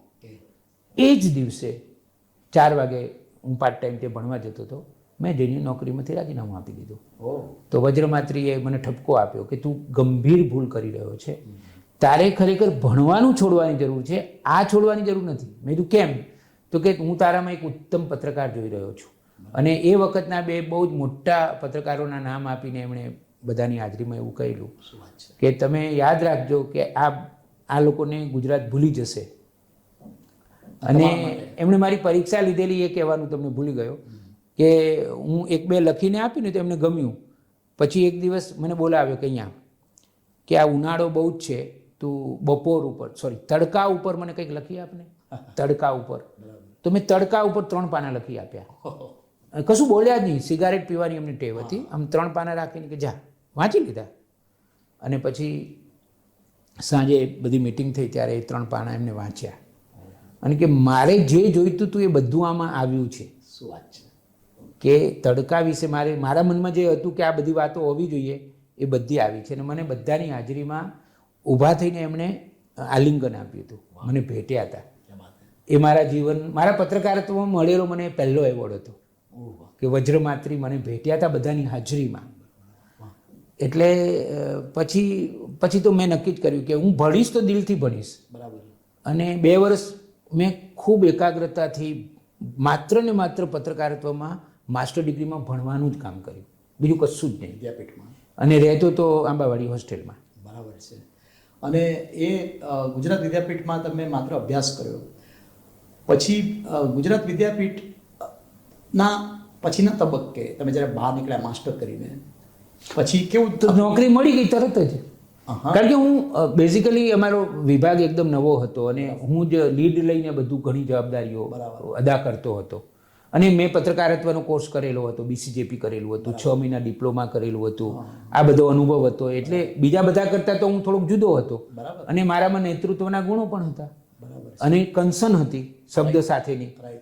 મને યાદ છે કે અનિતા અને હું એ વખતે અનિતા મારી સાથે ત્યાં જ મળ્યા, જીવન સાથે. ધર્મપત્ની. હા. પણ એ હવે આપણે થોડી એ વાત લઈએ કે મને લાગે છે એ પણ ગુજરાત વિદ્યાપીઠમાં જ અભ્યાસ કર્યો. એટલે મને ગુજરાત વિદ્યાપીઠે તમને જીવન દ્રષ્ટિ પણ આપી અને અનિતા પણ આપી. હા, કઈ રીતે પણ? એટલે એ ફોર્મ લેવા અનિતા આવી હતી, એ આગળ ઊભી હતી અને હું પાછળ ઊભો હતો. એટલે ફોર્મ લીધું એટલે મેં પૂછ્યું નામ. મેં કીધું તમારું નામ શું? તો ના કહ્યું મને. તો મેં બીજી વાર પૂછ્યું તો કે અનિતા. અને બધાને નવાઈ લાગે એવી વાત છે કે પહેલી નજરનો પ્રેમ હોય છે એમ પહેલી નજરનું લગ્ન પણ હોય છે. મેં હોસ્ટેલમાં જઈને મારા રૂમ પાર્ટનરને કહ્યું હતું કે જે છોકરી સાથે મારું લગ્ન થવાનું છે એ છોકરીને હું આજે મળ્યો, મેં એનું નામ પૂછ્યું, એનું નામ અનિતા છે અને હું એની જોડે પરણવાનો છું. ક્યાં વાત હે, બહુ આ તો રસપ્રદ. આવું તો હજી સુધી કોઈ આવો ના બન્યું છે. આવું પરેશ રાવલના કિસ્સામાં બન્યું છે, શ્યામ પિત્રોડાના કિસ્સામાં બન્યું છે, રજનીકાંત અભિનેતાના કિસ્સામાં પણ આવું બનેલું છે. કારણ કે મેં પછી બધાનો અભ્યાસ કર્યો છે તો એ લોકોના કિસ્સામાં આવું જ બન્યું છે કે પહેલી વાર નક્કી કરી લીધું હોય કે આની જ્યારે મારું લગ્ન થશે અને મને કોન્ફિડન્સ હતો. પણ એમને તમારામાં કઈ રીતે કોન્ફિડન્સ? એટલે જો મને ખબર જ હતી ભવિનભાઈ કે એને એડમિશન મળશે જ, તો 12 જણને જ એડમિશન મળ્યું. બરાબર. એપ્લિકેશન તો ઘણી આવી હતી તો એને મળ્યું જ. અને મને તો ખબર જ હતી, મને અત્યંત આત્મવિશ્વાસ હતો કે મારું એની સાથે મૈત્રી પણ થશે અને અમારું લગ્ન થશે. બોલો, એટલો બધો હું ડેમ શ્યોર હતો. પણ આપણે ફિલ્મી સ્ટાઇલથી તમે એની સાથે ના એવું કશું જ નહીં. આગળ વધ્યા? એવું કશું જ નહીં. એને એ ભણવામાં સિરિયસ હતી અને અમે બંને સાથે મળીને 12 જણનું ગ્રુપ હતું તો અમે બહુ જ ગંભીરતાથી ભણતા હતા. અને મને વાંચવાનો ખૂબ શોખ હતો. મારું થોડુંક હતું વાંચન ને એ બધું, એને કારણે અમારે ચર્ચા થતી તો હું કહું કે આ પુસ્તક વાંચવું જોઈએ, આ મેગઝીન વાંચવું જોઈએ, એવું બધું અમારા ચર્ચાના વિષયો મોટાભાગે વાંચન. બિલકુલ. તમે એમના જીવનસાથી બિલકુલ એ પ્રકારની એનામાં અંકુર ફૂટતા હતા કોઈ કે એના માટે તો તમારે એનો ઇન્ટરવ્યૂ કરવો જોઈએ, પણ એને ખબર નહોતી. Okay okay okay. એને ખબર નહોતી, મને ખબર હતી. બરાબર છે. અને પછી મારું માસ્ટર પૂરું થયું, મારે 74% આવેલા. કારણ કે બહુ સિરિયસલી ભણ્યો હતો હું. મને યાદ છે કે અમે સાયકલ રાખતા અને કોઈ પત્રકારિતાના વિદ્યાર્થીઓએ આટલી મહેનત નહીં કરી હોય. અમે 2 વર્ષમાં 234 કાર્યક્રમોમાં મેં અનિતાએ હાજરી આપી હતી. 2 વર્ષમાં સાયકલ ઉપર. હું સાયકલ ચલાવી લઉં, અનિતા પાછળ બેસી જાય અને એટલા સિરિયસલી કે એ કાર્યક્રમમાં સંપૂર્ણ હાજર રહેવાનું, એનું રિપોર્ટિંગ કરવાનું અને લખવાનો રિપોર્ટ અને બીજા દિવસે છાપામાં છપાયું હોય તો તાળો મેળવવાનો કે આપણે શું લખ્યું છે. આ અમારું ઘડતર. બહુ ખરેખર પ્રેક્ટિકલ સાચા અર્થમાં. હા. અને એના કારણે અમારા સંપર્કો પણ બહુ વધ્યા. કારણ કે અમે જઈએ, બધાને મળીએ, વાતો કરીએ. એટલે એ 2 વર્ષ દરમિયાન અમે જેટલું ક્લાસમાં શીખ્યા, ક્લાસમાં પણ ખૂબ શીખવાનું મળ્યું. રાજમોહન ગાંધી અમને ભણાવવા આવે, ઈલા ભટ્ટ ભણાવવા આવે, મનુભાઈ પંચોળી ભણાવવા આવે, પુરુષોત્તમ માવડંકર પાસે અમે ભણ્યા છીએ, પ્રકાશ નસા, યશવંત શુક્લ, જયંત પંડ્યા, એક પછી એક ધુરંધર બધા. અને બહારના કોઈ મહેમાનો આવે ને ગાંધીવાદીઓ તો જીતેન્દ્રભાઈની ટેવ હતી અને બકુલ ત્રિપાઠી અમારા અધ્યક્ષ હતા. તો અમે એ 2 વર્ષમાં ભણ્યા, બહુ ગંભીરતાથી ખૂબ ભણ્યા, સરસ રીતે ભણ્યા. અને પછી કઈ રીતે? પછી તરત જ મને કહેવામાં આવ્યું, જીતેન્દ્રભાઈએ જ કહ્યું કે 2 જગ્યાઓ ખાલી પડી છે, તમારું સપનું છે અધ્યાપક થવાનું, તો તમે અરજી કરજો. અને અરજી કરી અને મને તરત પસંદ કર્યો. અંજનકુમાર બેનર્જી બનારસમાં પત્રકારિતા વિભાગ હતો, એના હેડ હતા. એમણે મને એક એવો સવાલ કરેલો કે એનો જવાબ સાંભળીને એ સખત રાજી થયેલા. એમણે મને સવાલ એ કર્યો કે આખા ભારતમાં કમ્યુનિકેશનની સૌથી શ્રેષ્ઠ ઇન્સ્ટિટ્યૂટ કઈ? એટલે મેં કહ્યું Indian institute of mass communication દિલ્હીમાં છે. મને ખબર હતી. પછી એમણે મને બીજો એક સવાલ પૂછ્યો કે તમને ખબર છે કે આ ઇન્સ્ટિટ્યૂટ સાથે કોઈ ગુજરાતી વ્યક્તિ સંકળાયેલા હતા? મેં તો ખબર છે. મને કે કોણ? મેં તો ઉમાશંકર જોશી. તો એમણે મને બીજો સવાલ જ ના પૂછ્યો. પછી બધાને કહ્યું કે જેને આટલી ખબર હોય ને એને બધી ખબર હશે. અને હું એ ઇન્સ્ટિટ્યૂટ જોઈ આવેલો વિદ્યાર્થી તરીકે. અને ભવેનભાઈ, મને એ વખતે આખી અમે ઇન્સ્ટિટ્યૂટ જોઈને જતા હતા ત્યારે છેલ્લે વિચાર આવ્યો કે કોઈ ગુજરાતી વ્યક્તિ એમાં હશે ખરો જોડાયેલો, એવું મને જિજ્ઞાસા થઈ. એટલે હું એકલો પાછો ગયો અને કોઈક જે મુખ્ય જેણે અમને બતાવ્યું હતું એને મેં પૂછ્યું તો કે આ જોડાયેલા હતા ઉમાશંકર જોશી તમારે. એ તમને કામ લાગ્યું? એ મેં જે પૂછ્યું હતું જિજ્ઞાસાથી, એ વસ્તુ મને એને કારણે મને નોકરી મળી ગઈ. જોકે નોકરી મળવાની જ હતી. પછી 2 વર્ષ, લગભગ 2 વર્ષ મેં ત્યાં પત્રકારના અધ્યાપક તરીકે ફૂલ ટાઈમ નોકરી કરી. તો આટલી અધ્યાપકની એમાં તો કેટલો બધો સારો મહેનતાણો પગાર મળતો હોય. એટલે અત્યારે મારો પગાર કેટલો હોય? તો કંઈક મને લાગે ડીનથી આગળ નીકળી ગયો. હા, પણ ખબર નથી કે મારા જીવનની ડિઝાઇન ભગવાન નક્કી કરે છે. આટલો અઘરો નિર્ણય તમે લીધો કે? ખબર નથી કે એકવાર હું ગાંધીજીનું પત્રકારિત્વ ભણાવતો હતો ત્યારે મને અંદરથી એક એવો ધક્કો આવ્યો કે ભણાવવું સહેલું છે પણ ગાંધીજી જેવું પત્રકારિત્વ કરી શકાય? પહેલાં કર પછી ભણાવ. બરાબર. એક ધક્કો એવો આવ્યો. અને બીજું એ વખતે જે વાતાવરણ હતું ને ગુજરાત વિદ્યાપીઠનું એ મને બહુ અનુકૂળ નહોતું આવતું. હું સખત મહેનત કરીને બહુ જ કલાકો આપતો હતો. હું ઓગળી જઈને કામ કરતો હતો. બરાબર છે. કારણ કે મારો સ્વભાવ હતો. પણ અમારા વિભાગમાં પણ થોડુંક વાતાવરણ થોડુંક એવું અને ઓવરઓલ મને ના મજા આવી. મેં કહ્યું કે અહીંયા હું મારી જાતને સેટ નહીં કરી શકું. પછી શું આગળ ક્યાં તમે પછી તરત જ અમદાવાદ ટુડે નામનું સાપ્તાહિક શરૂ કર્યું. મેં ને અનિતાએ મળીને તમે સાપ્તાહિક શરૂ કર્યું? સાપ્તાહિક શરૂ કર્યું. 2 વર્ષ ચલાવ્યું અમદાવાદમાં. પછી એ એડિટોરિયલી સરસ ચાલ્યું, પણ ફાઇનાન્શિયલી એનું નામ શું હતું? અમદાવાદ ટુડે. અમદાવાદ ટુડે. વિકાસલક્ષી પત્રકારત્વની ખેડ કરતું સાપ્તાહિક. અને એનું ઉદ્ઘાટન ઠાકોરભાઈ હોલમાં કર્યું. વાસુદેવ મહેતા હાજર હતા, બકુલ ત્રિપાઠી સ્ટેજ ઉપર હતા, જીતેન્દ્ર દેસાઈ તો હોય જ, અમદાવાદના મેયર ભાવનાબેન દવે, અમદાવાદના પહેલા મહિલા મેયર, બરાબર, એને અમે મહેમાન તરીકે બોલાવેલા. પણ અમારા એ અખબારનું ઉદ્ઘાટન મારી માં પ્રભાબહેન અને અનિતાની માં સ્વાતિબહેન એના હસ્તે કરાવેલું. ને બકુલ ત્રિપાઠીએ મજાક એવી કરેલી કે આ દુનિયાનું પહેલું સાપ્તાહિક એવું છે કે જેનું ઉદ્ઘાટન 2 સાસુ કરી રહી છે. એમણે જરા એવી મજાક કરેલી. તુષાર ભટ્ટ પણ હતા. અચ્છા, તુષાર ભટ્ટ પણ હતા. એટલે અમે તમે પબ્લિક પ્રિન્ટ ક્યાં કરતા, વિતરણ કોણ કરતું, એ બધું બધું જ અમે છે. બધું પ્યુન, પત્રકાર, પ્રૂફરીડર બધા જ હું ને અનિતા. અઠવાડિયે આવે. દર અઠવાડિયે આંબાવાડીમાં એક ઓફિસ ભાડે લીધી હતી, જે ત્યાં પછી ઇમેજની ઓફિસ થઈ હતી. ત્યાં અમે લોકો ઓફિસ ભાડે લઈને ખૂબ મહેનત કરતા, ખૂબ રિપોર્ટિંગ કરતા. અને એવું કેટલું ચલાવ્યું? 2 વર્ષ. 2 વર્ષ ચલાવ્યું. અને સરસ રીતે ચલાવ્યું. કેવું પડે. અત્યારે કોઈ અંક હોય તો ઘણા બધા અંકો છે, અમે બતાવીશું. આ ઇન્ટરવ્યુમાં થોડા અંકો બતાવીશું. એડિટિંગમાં સ્ક્રીન પર એ અંકો આપણે બતાવીશું. અને અમદાવાદ ટુડે સ્વાભાવિક છે કે અઘરું છે ચલાવવું, એને કારણે તમે કદાચ પછી આગળ કોઈ બીજા અખબાર સાથે જોડાયા? ભવનભાઈ, મને એવું લાગે છે કે જો મેં કોઈ જિલ્લા કક્ષાએથી શરૂ કર્યું હોત ને તો કદાચ ગુજરાતને અમે લોકો એક જિલ્લા કક્ષાનું શ્રેષ્ઠ સાપ્તાહિક આપી શક્યા હોત. બરાબર છે. અમદાવાદ જેવા મહાનગરમાં સાપ્તાહિક ચલાવવું બહુ સાચી વાત. એ થોડું અઘરું છે. સાચી વાત. પણ દાખલા તરીકે અમે પાલનપુર કે કોઈક એવા જિલ્લા સેન્ટરમાંથી ચલાવ્યું હતું. ઘડતર તો થઈ ગયું ને નક્કર. અરે, કે તમે અમે ખૂબ શીખ્યા એમાંથી. એક આત્મવિશ્વાસ આવ્યો, કારણ કે પોતાનું છાપું શરૂ કરવું. અમારા ઉપર કોઈ માલિક નથી. પણ પછી તમે કોઈ મોટા અખબાર, ગુજરાત સમાચાર, સંદેશ સાથે જોડાયા કે બીજી કોઈ? ના, પછી એક જીવનમાં મેં તમને કહ્યું ને કે મારું જીવન ભગવાન નક્કી કરે છે. તો મને ખબર નથી હોતી કે ભગવાન હવે મારા માટે શું કર્યું. પછી એ છાપું આર્થિક રીતે ઢીલું ચાલતું હતું તો બંધ કરી દીધું. મને છે ને બંધ કરતા અને છોડી દેતા આવડે છે. બરાબર છે. આ મારો સ્વભાવ છે. ગુજરાત વિદ્યાપીઠની નોકરી પણ મેં છોડી દીધી. મને કંઈ તકલીફ નથી, આજે પણ તકલીફ નથી. સીએ નું સપનું પણ છોડી દીધું. પછી એવું થયું ભવેનભાઈ કે સંગોષ્ઠી ફીચર એજન્સી મેં અને અનિતાએ શરૂ કરી અને બધા જ અખબારોમાં મેં ફ્રીલાન્સિંગ કરવા માંડ્યા. જનસત્તા, મુંબઈના બધા અખબારોમાં સમકાલીનમાં હસમુખ ગાંધીએ મારા અને અનિતાના લેખો ખૂબ છાપ્યા છે. એટલે ફીચર્સમાંથી જે જાય તે લેખો સંગોષ્ઠી ફીચર એજન્સીમાં અમે નિયમિત રીતે દર અઠવાડિયે લેખો તૈયાર કરીએ. કેટલાક ફિલ્ડ સ્ટોરી પણ હોય, કેટલીક વૈચારિક સ્ટોરી પણ હોય. ગુજરાતી મિડ ડેમાં અમારા લેખો ખૂબ છપાયા છે. નિરીક્ષક, નયા માર્ગ, નવ ગુજરાત ટાઈમ સુરતથી, જનસત્તામાં અમે નિયમિત લખતા હતા, સાધનામાં લખતા હતા, નિરીક્ષકમાં પણ મારા ખૂબ લેખો આવતા હતા. એમ ઘણા બધા અખબારોમાં હું નિયમિત લખતો થઈ ગયો. અને એ આવક થોડી ઘણી આવતી અને એમાં ગાડું ગબડતું. મને આજે જ્યારે યાદ કરું છું ત્યારે ભવિનભાઈ એટલી બધી નવાઈ લાગે છે કે એ દિવસો મેં કેવી રીતે કાઢ્યા હશે. મને કેમ સિરિયસલી એવો વિચાર નહીં આવતો હોય કે આવી રીતે જીવન ના જીવાય, એક વ્યવસ્થિત આવક હોવી જોઈએ, એવો વિચાર. પણ પછી ભગવાનને તો ખબર હતી.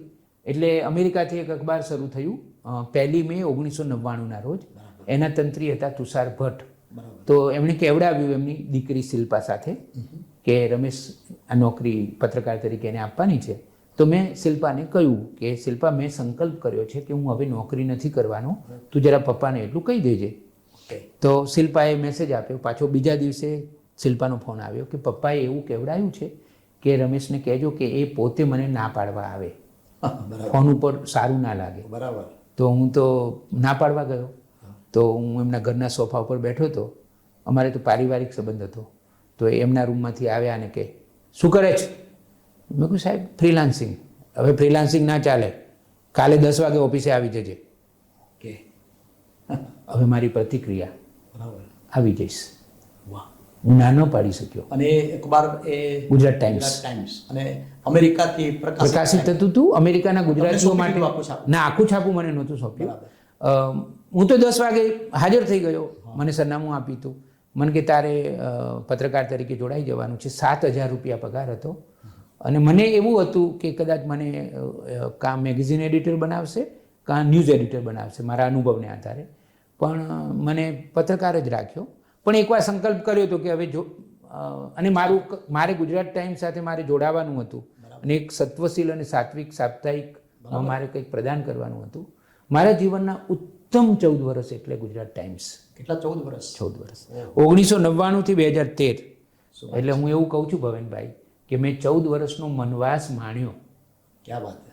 અને મુખ્ય પ્રવાહનું હોવા છતાં સત્વશીલ અને સાત્વિક સાપ્તાહિક સફળ થઈ શકે એનો ઉત્તમ નમૂનો ગુજરાત ટાઈમ્સ. અને અમેરિકા અને વિદેશમાં તો આપણા કેટલા ગુજરાતીઓને એ વખતે તો પ્રિન્ટ મીડિયાનો પણ પ્રભાવ હતો. ખૂબ પ્રભાવ હતો. તો ત્યાં તમારા વાચકો પર તમે ત્યાં સંપાદન કરતા, લખતા કે શું કરતા? એમાં હું ખૂબ કામ કરતો. મને લાગે છે કે હું ઘણું બધું કામ કરતો. પહેલાં તો પત્રકાર હતો, રિપોર્ટિંગ કરવા જવાનું.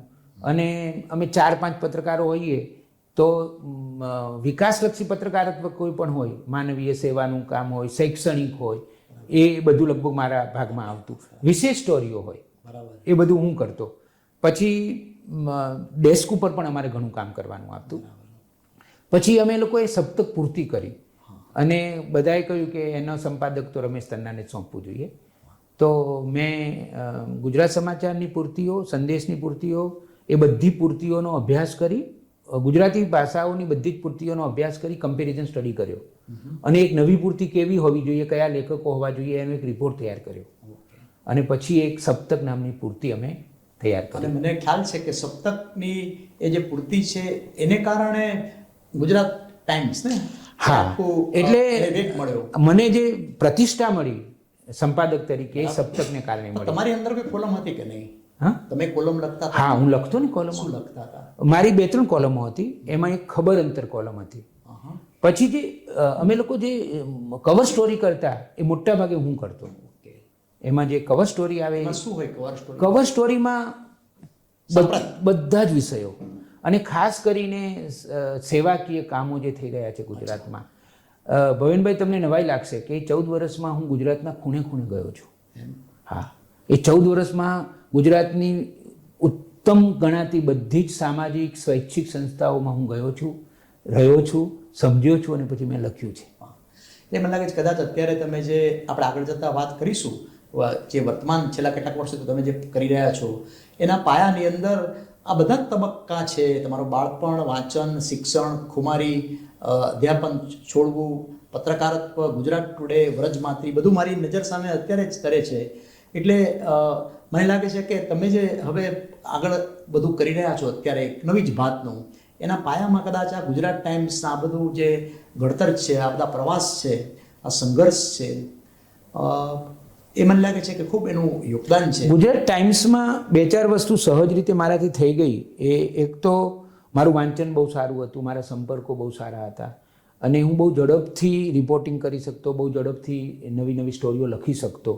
ઘણીવાર એવું બને કે એકસાથે મારી 4-5 સ્ટોરી જતી હોય અને કોઈ જુદી જુદી હોય. એક પર્યાવરણની સ્ટોરી હોય, એક સ્વચ્છ, કોઈ શિક્ષણને લગતી હોય, કોઈનો મેં ક્યારેક સરસ કોઈ કલાકારનો સરસ ઇન્ટરવ્યૂ કર્યો હોય, એવું પણ બનતું. એટલે હું ઓગળી ગયો હતો ગુજરાત ટાઈમ્સમાં. જે સાહિત્યકારો કે કોલમિસ્ટો છે એના સંપર્કમાં પણ તમે આવ્યા અને એ બધાને મેં લખતા કર્યા ને. ચંદ્રકાંત બક્ષી મને એવું કહેતા કે મારી બધી જૂની કોલમો તું છાપે છે પણ વધારે મજા ગુજરાત ટાઈમ્સમાં આવે છે. એ અમદાવાદમાં આવે ત્યારે મારા ત્યાં આવીને કલાકો બેસીને વાતો કરતા. ગુણવંત સાને, રઘુવીર ચૌધરી, મહત્વના બધા જ લેખકો પાસે હું લખાવડાવતો અને નવી કોલમો પણ લખાવતો, ક્યારેક એમના જૂના લેખો પણ છાપતો. પણ સપ્તક એ એક ઉત્તમ મેગેઝિન પૂર્તિ હતી. સપ્તક માટે આદર છે ને અમે પોતે પણ પત્રકારત્વની અંદર જ્યારે એક વાચક તરીકે અને અભ્યાસ તરીકે અમને તમે તેમાં સંપાદનમાં છો તે પણ ખબર, અને તમે તમારી પોતાની કલમ પણ ચાલે. બાકી સામાન્ય રીતે એવું જરૂર નથી સંપાદન કરતો હોય, પણ તમે કલમ, સંવેદના, આ બધું જ તમે અંદર સાથે લાવ્યા. એટલે એવું કહી શકાય કે ગુજરાત ટુડે અને ગુજરાત ટાઈમ્સ એ જે મેઇન સ્ટ્રીમ થોડુંક જર્નલિઝમ કહેવાય, એ આ બે તમારા માટે બહુ હા. અનુભવમાં રહ્યા. અને ઘડતર માટે તો આપણે વાત કરી કે એ બધા ઘડતરમાં તો બીજા ઘણા પણ ગુજરાત ટાઈમ્સમાં વાચકોએ મને જે પ્રેમ આપ્યો બરાબર. એના ખાલી 2-3 ઉદાહરણો આપું. હું મારી જીવનકથા લખવાનો છું ત્યારે વિગતવાર લખવાનો છું, પણ 2-3 ઉદાહરણો તો અકલ્પનીય છે. દાખલા તરીકે આહવામાં ત્યારે 15 કરોડના ખર્ચે એક હોસ્પિટલ બની છે આદિવાસીઓ માટે. એના પાયામાં મારી કલમ છે. બોસ્ટનના એક ડેન્ટિસ્ટે તૈયાર કરી છે, પણ એ એમના પિતાજીને હું કદી મળ્યો નથી, એ તો હવે ધામમાં જતા રહ્યા છે. પણ એમના દીકરાને કહ્યું હતું, એક આખી કોઈ ફીચર ફિલ્મ બને એવી કથા છે, રોમાંચક કથા છે, મેં લખી છે, નવી મારા પોઝિટિવ શ્રેણીમાં લખી છે. પણ એમના પિતાજીએ અશોકભાઈને કહ્યું કે તમે અમદાવાદ જઈને રમેશ તન્નાને મળો. એ મને મળ્યા અને અમે એક સપનું જોયું હોસ્પિટલનું, અને એ અત્યારે હોસ્પિટલ 15 કરોડના ખર્ચે બનેલી આવામાં હોસ્પિટલ છે. અશોકભાઈ કોરોનામાં ઉપર જતા રહ્યા છે, પણ એમની નાની દીકરી MBBS થઈ રહી છે. મોટી દીકરી ડેન્ટિસ્ટ છે, એણે પિતાજીનો બોસ્ટનનું ક્લિનિક સંભાળી લીધું છે, અને મોટી દીકરી છે એણે એ અમેરિકા છોડી દીધું છે. પણ અમેરિકાથી અહીંયા આવ્યા તમારા સાથે, તમે જે યારામાં શા માટે, અને એ ત્યાં પણ કઈ જમીન ને બધું તો કઈ રીતે? એટલે એમાં એવું છે કે મને કહ્યું કે ભાઈ રમેશભાઈ આપણે શું કરીશું, તો મેં કહ્યું કે તમે ડૉક્ટર છો તો આરોગ્યનું કામ કરો, તમે સુરતના છો તો આદિવાસીઓ માટે ડાંગનું કામ કરો. અને હું અને અશોકભાઈ નરેન્દ્રભાઈને મળવા ગયા ટાઈમ લઈને. 5 મિનિટ આપી હતી, અમે 35 મિનિટ બેઠા, અને નરેન્દ્રભાઈએ રાજી થયા. એમને ખૂબ સરસ મજાના સૂચનો પણ કર્યા, સપોર્ટ કર્યો. એ હોસ્પિટલ થઈ એમાં નરેન્દ્ર મોદીનું પણ મોટું પ્રદાન છે. અને પછી તો લગભગ 5-7 વર્ષ સંઘર્ષ પણ કરવો પડ્યો, અને સમાજમાંથી જ પૈસા અમે, પણ એનું જયનારાયણ વ્યાસ આરોગ્ય મંત્રીના હસ્તે ખાતમુહૂર્ત થયું, અને આખી હોસ્પિટલ બની ગઈ ત્યાં સુધી હું એની સાથે જોડાયેલો રહ્યો. સમાજની અંદર મળ્યા, તમારા સંપર્ક સેતુ વિદેશના છે, ખૂબ. તો અહીંયા ઇન્ડિયા, ભારતમાં કે ગુજરાતમાં કે તેમના વતનમાં જે પણ કંઈ કરે, એમાં સ્વાભાવિક છે કે તમારા લેખો, તમારા સંપર્કનું પ્રદાન.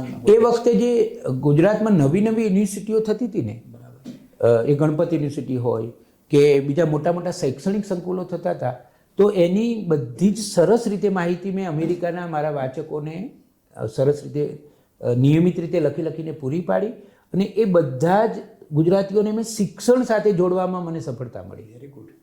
એટલે અનિલભાઈ પટેલ જેમણે ગણપતિ યુનિવર્સિટી સ્થાપી, એકવાર મને એવું કહેતા હતા કે તમારું મોટું પ્રદાન છે. આપણા શું નામ એમનું? ના આપણા અહીંયા ચારુતર વિદ્યામંડળના એક ચેરમેન હતા, CL પટેલ. CL પટેલે જાહેરમાં બધા પત્રકારોની હાજરીમાં એવું કહ્યું હતું, મારું નામ આપીને, કે અમેરિકા સાથે અમારી યુનિવર્સિટીને જોડી આપી હોત તો ગુજરાત ટાઈમ્સે અને રમેશ તન્નાએ.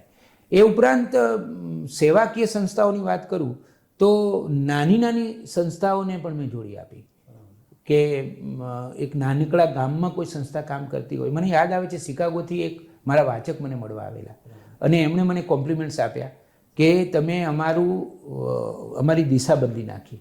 મેં તો કેવી રીતે? તો કે અત્યાર સુધી અમે એવું માનતા હતા કે દાન આપવું એટલે જ્ઞાતિમાં જ આપવું, દાન આપવું એટલે હોસ્પિટલમાં જ આપવું, અને દાન આપવું એટલે ધર્મમાં જ આપવું. આ ગુજરાત ટાઈમ્સમાં તમારા લેખો વાંચીને અમને એવું થવા માંડ્યું કે વિકાસલક્ષી કાર્યોમાં દાન આપવું જોઈએ. તો મને બહુ સારું લાગેલું. તમને નવાઈ લાગશે કે એક જૈત વયના દાદા અને દાદી સ્પેશિયલ મને જોવા અમેરિકાથી આવેલા. અમારા જીવનની એક અસાધારણ ઘટના છે. મોટી વાત છે આ તો. એ મુંબઈ રહેતા હતા, મુંબઈ આવ્યા પછી અહીંયા ઇન્કમટેક્સ એક હોટલમાં ઉતર્યા અને મને ફોન કર્યો. એટલે મેં કહ્યું કે રમેશભાઈ અમારે તમારા દર્શન કરવા હતા. હું કદી અમેરિકા ગયો નથી, હવે જવાનો છું. બરાબર. પછી મેં મારા ઘરે ડિનર માટે બોલાવ્યા, કે કોઈ અમેરિકાથી મારા વાચક મને મળવા આવે છે ખાલી. બસ આ તમારા જીવનનું સૌથી મોટું સાફલ્ય સર્ટિફિકેટ. અને એક બહુ જ મોટા ગજાના ચિત્રકાર હતા, કલાગુરુ રવિશંકર રાવણના શિષ્ય હતા, અને આપણા જે ચકોર હતા ને એમના સાથીદાર હતા. એ 95 વર્ષની ઉંમરે અમેરિકાથી મારા ભરોસે આવ્યા, મને ખબર જ નહીં. પછી એમના 65 વર્ષના દીકરી લઈને આવ્યા. તો હું હોટલમાં મળવા ગયો, મને ફોન કર્યો કે મારે તમને મળવું છે. તો મને ભેટીને 5 મિનિટ છોડ્યો અને રડ્યા ખૂબ. પછી તો મને બી રડવું આવી ગયું. પછી એમના દીકરીએ કહ્યું કે આ 95 વર્ષની ઉંમરે, ભાંગેલી ઉંમરે તમારે વિશ્વાસે આવ્યા છે, તો મેં કીધું કેમ, શું કામ હતું? તો કે હવે કામ કહું તને, કે મારી પાસે ખજાનો છે એ મારે તને આપવો છે. તો મેં કહ્યું શું ખજાનો છે? એટલે મને હોટલમાં કિનારી ઉપર લાલ કલરના મોટા મોટા 20-25 પોટલા બતાવ્યા કે આ ખજાનો છે. તો મેં કહ્યું સુવર્ણ મહોરો છે? તો મેં કીધું હું નોકરી છોડી દઈશ. તો મને કે ના, સુવર્ણ મહોરો નથી, એનાથી પણ ચડિયાતું છે. ભવેનભાઈ, એ હસ્તપ્રતો હતી. એમાં કેટલીક હસ્તપ્રતો તો ભોજપત્ર ઉપર લખાયેલી હતી. અલભ્ય ખજાનો સંસ્કૃતિનો. મને કે જો મને એટલી ચિંતા થતી હતી, એમનું અંજલિ સિનેમાની સામે એક સોસાયટીમાં ઘર હતું, એમાં આ બધું પડ્યું હતું. તો એમને એવી ચિંતા થતી હતી કે ઉધઈ ખાઈ જશે, કે જીવાત પડી જશે, કે બધું. એટલે એ કે હું કોને આપું? તો મારા લેખો નિયમિત વાંચે એટલે એમને મારા શબ્દોમાં વિશ્વાસ પડ્યો. અને પછી તો હું એમને ભોજેમાં લઈ ગયો, પરિષદમાં લઈ ગયો, વિદ્યાપીઠમાં લઈ ગયો, અને છેવટે એલડી ઇન્ડોલોજીમાં એ બધા જ જે અસ્પ્રતો હતી એ અમેરિકા લઈ ગયા હોત તો 10 કરોડથી વધારેની કિંમતની હતી. કદાચ વધારે પૈસા મળ્યા હોત, પણ એમણે આપી દીધી બધી જ. આ તમે સાચવી છે. અત્યારે એલડી ઇન્ડોલોજીમાં છે. બહુ સરસ. આવી તો અનેક ઘટનાઓ છે. એક નડિયાદના મૂળ રહેતા હશે અમેરિકામાં ક્યાંક, એમનો મારા પર ફોન આવ્યો કે રમેશભાઈ, 3 માળનું નડિયાદમાં ઘર છે, એ શું કરવું એ અમે નક્કી નથી કરી શકતા, તમને સોંપી દઈએ તો તમે લઈ લો અને કેળવણીનું કામ થાય એવું કરો. એ પત્ર મેં હમણાં સુધી સાચવ્યો હતો. તો અમેરિકાના વાચકોનો મને એટલો બધો પ્રેમ મળ્યો છે, અને એટલા બધા જુદી જુદી સંસ્થાઓ સાથે મેં ગુજરાતીઓને જોડી આપ્યા છે. એ મારા માતા પિતાના આશીર્વાદ અને ભગવાનની કૃપા. ભવનભાઈ, ગુજરાત ટાઈમ્સની એક વાત ઉમેરી દઉં કે ત્યાં 14 વર્ષમાં છે ને હું બધી જ રીતે ઘડાયો. હું પત્રકાર હતો, સંપાદક હતો, પછી મને રેસિડેન્ટ એડિટર બનાવેલું. તો રેસિડેન્ટ એડિટર બન્યો એટલે તો ન્યૂઝ વિભાગ પણ મારા હસ્તક આવી ગયો. આખી ટીમ, હું તંત્રી બન્યો એટલે આખી ટીમને હું લીડ કરવા માંડ્યો, અને બહુ જ સરસ રીતે ગુજરાત ટાઈમ્સ અમે પ્રકાશિત કરતા હતા. તો એ તમે શા માટે ગુજરાત ટાઈમ્સ છોડી દીધું? ભગવાન, કંઈક વધુ કરાવવા. આપણે મંદિરમાં દર્શન કરવા જઈએ ને તો પરિક્રમા કરીએ છીએ, પ્રદક્ષિણા. તો આ મારી બધી છે. હવે એમાં થયું હતું એવું કે મિસ્ટર ગોપાલ રાજુ જે એના માલિક હતા, ઇન્ડિયા એબ્રોડના સ્થાપક, એને આપણે અમેરિકાના રામનાથ ગોયંકા કહી શકીએ. બરાબર. એટલો ભલો માણસ અને સાહસિક માણસ. એમની તો ઈચ્છા જ હતી કે ગુજરાત ટાઈમ્સ હું રમેશ તન્નાને સોંપી દેવાનો છું. બરાબર. અવિનાશ પારેખ, અભિયાનના માલિક, એ એમને મળવા ગયેલા. તો કે એમણે અવિનાશ પારેખને કહ્યું કે ગુજરાત ટાઈમ્સ તો હું રમેશ તન્નાને સોંપી દેવાનું છું. તો અવિનાશ પારેખનો મારા પર ફોન આવ્યો કે મિસ્ટર રાજુ તો એવું કહેતા હતા કે, મેં કહ્યું જે નિયતિ નક્કી કરશે તે થશે. કારણ કે હું ખબર નહીં 14 વર્ષ બેભાન થઈ ગયો હતો. મને ગુજરાત ટાઈમ્સ સિવાય કશું દેખાતું જ નહોતું. દિવસ રાત હું ગુજરાત ટાઈમ્સમાં જ ઓતપ્રોત થઈને કામ કર્યા કરતો હતો, અને જાણે કે મારી માલિકીનું હોય એવું. કેટલાક નાના મોટા વિવાદો થયેલા ત્યારે મેં એવા જ નિર્ણયો કરેલા કે જે હું જાણે કે હું માલિક જ છું, એવા જ નિર્ણયો કરેલા. અને કેટલાક કર્મચારીઓએ મને કહ્યું કે તમને શું આટલી બધી માથાકૂટમાં પડો છો યાર, તમે ક્યાં માલિક છો, અને તમારા માલિકને તો ખબર નથી પડતી, આવું કરી નાખો. મેં તો હું એવું કરી વિચારી પણ ના શકું. પણ પછી માલિકી બદલાઈને એ છાપું મેં ખરીદી લીધેલું મિસ્ટર રાજુના કહેવાથી. અને એક હીરુભાઈ પટેલ મારા મિત્ર છે ન્યુયોર્કમાં, એમના પૈસા અને મારી મહેનત અને મારો પગાર જે મને મળતો હતો તે, અને 25% મારી ભાગીદારી. અને મેં એમને ખાતરી આપી હતી 4 કરોડ રૂપિયામાં અમે સોદો કર્યો. અને મેં એમને ખાતરી આપી હતી હીરુભાઈને કે હીરુભાઈ 2 વર્ષમાં તમારા બધા પૈસા નીકળી જશે. અને એમને મારા ઉપર વિશ્વાસ હતો. અમે લોકોએ સોદો કરી લીધો, 1 કરોડ રૂપિયા આપી દીધા. 1-2 મહિનાનો પગાર મેં અહીંથી મોકલ્યો. તમને નવાઈ લાગે, કૂવામાંથી અવાડામાં આવે ઊંધું કર્યું. અમેરિકાની ઓફિસનો છેલ્લા 2 મહિનાનો પગાર અહીંથી મોકલેલો. બધું ડામાડોળ થઈ ગયું હતું, કારણ કે મિસ્ટર રાજુનું અવસાન થઈ ગયું. એમને કમળો થયો, કમળામાંથી કમળી થઈ, અને એ ઉપર જતા રહ્યા. એ પરણેલા નહોતા, એટલે પેલા કોર્ટે વહીવટદાર નિમ્યા, એટલે આખી પરિસ્થિતિ ભયંકર દોડાઈ ગયેલી, અને એ અનિશ્ચિત પરિસ્થિતિ હતી. એટલે હવે પછી તો મેં હીરુભાઈને ઇન્વોલ્વ કરીને તાત્કાલિક છાપું ખરીદી લીધું, અને અમે છાપું સંભાળી પણ લીધું. પણ પછી એ છાપા ઉપર 2 કરોડનું દેવું હતું, એટલે અમે લોકો એક પ્રોસિજર પૂરી કરવા માટે કોર્ટમાં ગયા, ચેપ્ટર 11માં લઈ ગયા. એટલે એ 2 કરોડ અમારે વધારાના ન આપવા પડે, 4 કરોડ બરાબર છે. તો પછી વખાણ બહુ સાંભળેલા ડૉક્ટર સુધીર પરીખે ગુજરાત ટાઈમ્સના સપ્તકના, અને અહીંયા કોઈ કે એમને અમદાવાદમાં અવારનવાર આવે તો કોઈ કે કહેલું કે આ છાપું તો અહીંયા કમાય છે બહુ, માર્કેટિંગ વિભાગે બહુ સારો છે, અને એમને શોખ હતો તેમણે એ છાપું કોર્ટમાં જઈને હરાજી થઈ એની, અને એમણે લઈ લીધું. પછી હું જોડાયો ખરો, મારી ઈચ્છા નહોતી, પણ તોય હું 3 વર્ષ રહ્યો. 3 વર્ષ રહ્યો. 6 મહિના જ મેં કહ્યું હતું. મેં કીધું 6 મહિનાથી વધારે નહીં રહું. પછી શું કરીશ એની મને ખબર નહોતી. પાછું 1-2 મોટા છાપાઓએ મને જિલ્લા કક્ષાના તંત્રી બનાવવાનું કહેલું બોલાવીને, કે તમે અમારી સાથે જોડાઈ જાઓ. એક ચેનલે મને બોલાવીને કહેલું કે તમે અમારી સાથે જોડાઈ જાઓ. ચંદ્રકાંત બક્ષીની તો ઈચ્છા હતી જ કે હું દિવ્ય ભાસ્કરની મેગેઝિન પૂરતી સંભાળી લઉં. એમણે બધું ગોઠવી રાખેલું, પણ એ તો હું ગુજરાત ટાઈમ્સમાં હતો ત્યારે જ મેં ના પાડેલી. પછી મારું મન ભરાઈ ગયું કે હવે બહુ થયું, એટલે એક તબક્કે નક્કી કરી નાખ્યું કે હવે કંઈક નવું કરવું છે, એટલે રાજીનામું આપીને ઘરે આવી ગયો. ઓકે, બધું છોડી દીધું ને? હા, મને છોડતા આવડે છે, પણ બહુ અઘરો નિર્ણય છે. એ વખતે મારો આલાપ કોલેજમાં ભણવા જવાનો હતો, એટલે છોડવાનું એકદમ યોગ્ય નહોતું, જોખમી હતું, પણ મને અંદરનો કોન્ફિડન્સ હતો. અનિતા બેનનો સપોર્ટ? હા, અનિતાનો મોરલ સપોર્ટ. અનિતા ક્યાંય જોબ કરતી નથી કે એ કશું કમાતી નથી. અનિતાએ ક્યારેય નોકરી કરી જ નથી. હા, બરાબર. પણ એનો સપોર્ટ કે ભાઈ કે સાદગીમાં તો સાદગીમાં રહેશું, કોઈ ભૌતિક મહત્વાકાંક્ષા નહીં. અને એને મારા પર વિશ્વાસ, પૂરો વિશ્વાસ, કે ઘરમાં રસોઈ 4 રોટલી અને શાક થાય એવું તો બનશે જ. બરાબર છે. કોઈ દિવસ એવું તો નહીં જ બને કે ઘરનો ચૂલો સળગશે નહીં. બરાબર છે. પછી તરત સમાજના અજવાળા ને પ્રકાશન ને બધું. પછી બહુ જ ઇન્ટરેસ્ટિંગ વાત છે. પહેલી તો જ્યાં તમે મારો ઇન્ટરવ્યૂ કરી રહ્યા છો એ મેં પહેલાં ઓફિસ ખરીદી લીધી. ઓકે. કારણ કે મારા મનમાં જુદું જ સપનું હતું, બહુ મોટું સપનું હતું. ઓફિસ ખરીદી, પણ તમે કઈ એવી આવક નહીં, બચત? હા, એ પણ તમને કહું. બધી બહુ ઇન્ટરેસ્ટિંગ વાતો છે. કે પહેલાં તો મારું સપનું શું હતું એ કહી દઉં. કે મને એવું મન હતું કે જ્યાં જ્યાં ગુજરાતીઓ છે ત્યાં દરેક જગ્યાએથી કુલ 25 સાપ્તાહિક હું બહાર પાડવાનું હતું આ ઓફિસ લઈને.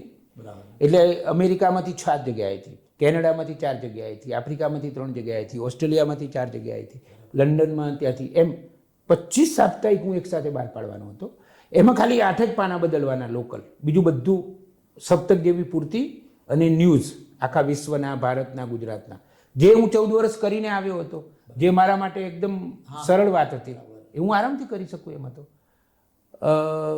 એટલે એની મેં તૈયારી પણ કરી દીધી હતી. અને મારા દીકરાને હૈદરાબાદ એડમિશન મળ્યું. હવે એની ફી હતી એ થોડીક સારી એવી ફી હતી. હું છે ને ગાંધીજીમાંથી એવું શીખ્યો કે પરિવારના ભોગે કશું ના કરાય, પરિવાર એ સાચવવો એ જરૂરી છે. તો મેં પેલું જે 25 સાપ્તાહિક વાળું મારું જે સપનું હતું એના ઉપર આમ બ્રેક મૂકી દીધી કે ભાઈ આપણે હવે એમાં નથી પડવું, બહુ મોટું સપનું છે આ તો. ઓફિસ ખરીદવામાં એ ફિલ્મ મેકિંગ કર્યું એણે. એણે CN માંથી 12મું ધોરણ કર્યું આર્ટ્સ સાથે. બરાબર. એને આર્ટ્સમાં રસ પડ્યો તો એણે આર્ટ્સ લીધું. ભણવામાં તો તેજસ્વી જ હતો. પછી એને ફિલ્મ મેકિંગ, હું આલાપ મુંબઈ ગયા, પૂના ગયા, બધી જગ્યાએ તપાસ કરી. કદાચ 12મા પછી એ ફોરેન જવાનું પણ વિચારતો હતો, પણ પછી એણે નક્કી કર્યું કે ના પપ્પા, મારે હૈદરાબાદમાં 4 વર્ષનો કોર્સ કરવો છે. તો 4 વર્ષનો કોર્સ કરાવવાનો હતો. મોંઘી હતી એટલે મેં શું કર્યું કે મેં શાંતિથી વિચાર કર્યો ભગનભાઈ. એક તો આ ઓફિસ ખરીદવામાં જ મારે લોન લેવી પડી હતી. હું અણસમજમાં હતો કે ભાઈ 80% કોઈ પણ બેંક છે ને એ 80% લોન આપે છે. બરાબર. એટલે ઓફિસ આટલાની આવવાની છે, એમાંથી 80% તો કાલુપુર કોઓપરેટિવ બેંકમાંથી હું લોન લઈ લઈશ. અને મારી પાસે 14 લાખ રૂપિયા હતા. બરાબર. એટલે મેં કીધું ફર્નિચર નહીં કરાવીએ, બરાબર, એમ કરીને ઓફિસમાં બેસી જઈશું, એવું મેં વિચારેલું. ને મેં 6-1 મહિના ઓફિસ ઘરેથી ચલાવેલી, કામ શરૂ કરી દીધેલું. પછી એમાં ગેરસમજ થઈ. પછી હું બેંકમાં ગયો. પહેલાં તો બિલ્ડરે જ કીધું કે ભાઈ બધા પૈસા રોકડા, બધા પૈસા મેં ચેકથી નથી લેવાના. એટલે એમાં પછી બેંકમાં ગયો તો મને ઓછી લોન મળી. પણ સમાજે મને બહુ મદદ કરી. મારે એક સાથે બહુ મોટી રકમની જરૂર પડી ત્યારે હું 2-3 દિવસ ડિસ્ટર્બ રહ્યો.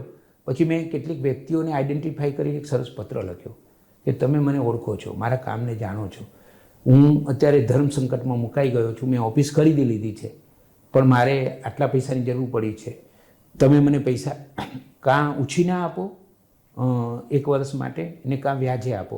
વ્યાજે આપો તો હું 1% વધારે વ્યાજ ના આપી શકું. આવું બધું ક્લિયર કટો. અને માત્ર એક અઠવાડિયામાં લગભગ 25 લાખ રૂપિયા સમાજે મને આપ્યા. શું વાત કરો છો? 25 લાખ રૂપિયાની મને સમાજે મદદ કરી. આ સમાજનો સ્વભાવ, બરાબર. એ લોકોને મારા પર વિશ્વાસ પણ હશે અને એ વિશ્વાસને મેં સાચો ઠેરવ્યો. બધાને એક જ વર્ષમાં પાછા પણ આપી દીધા કમાઈને. પછી મેં ઓસ્ટ્રેલિયાથી એક છાપું શરૂ કર્યું, ગુજરાત કનેક્શન. ઓસ્ટ્રેલિયામાં મને એક પાર્ટનર મળી ગયો. બરાબર. એટલે 2 પટેલો અને એક શાહ, એ ત્રણેય મળીને સિડનીમાંથી છાપું શરૂ કર્યું.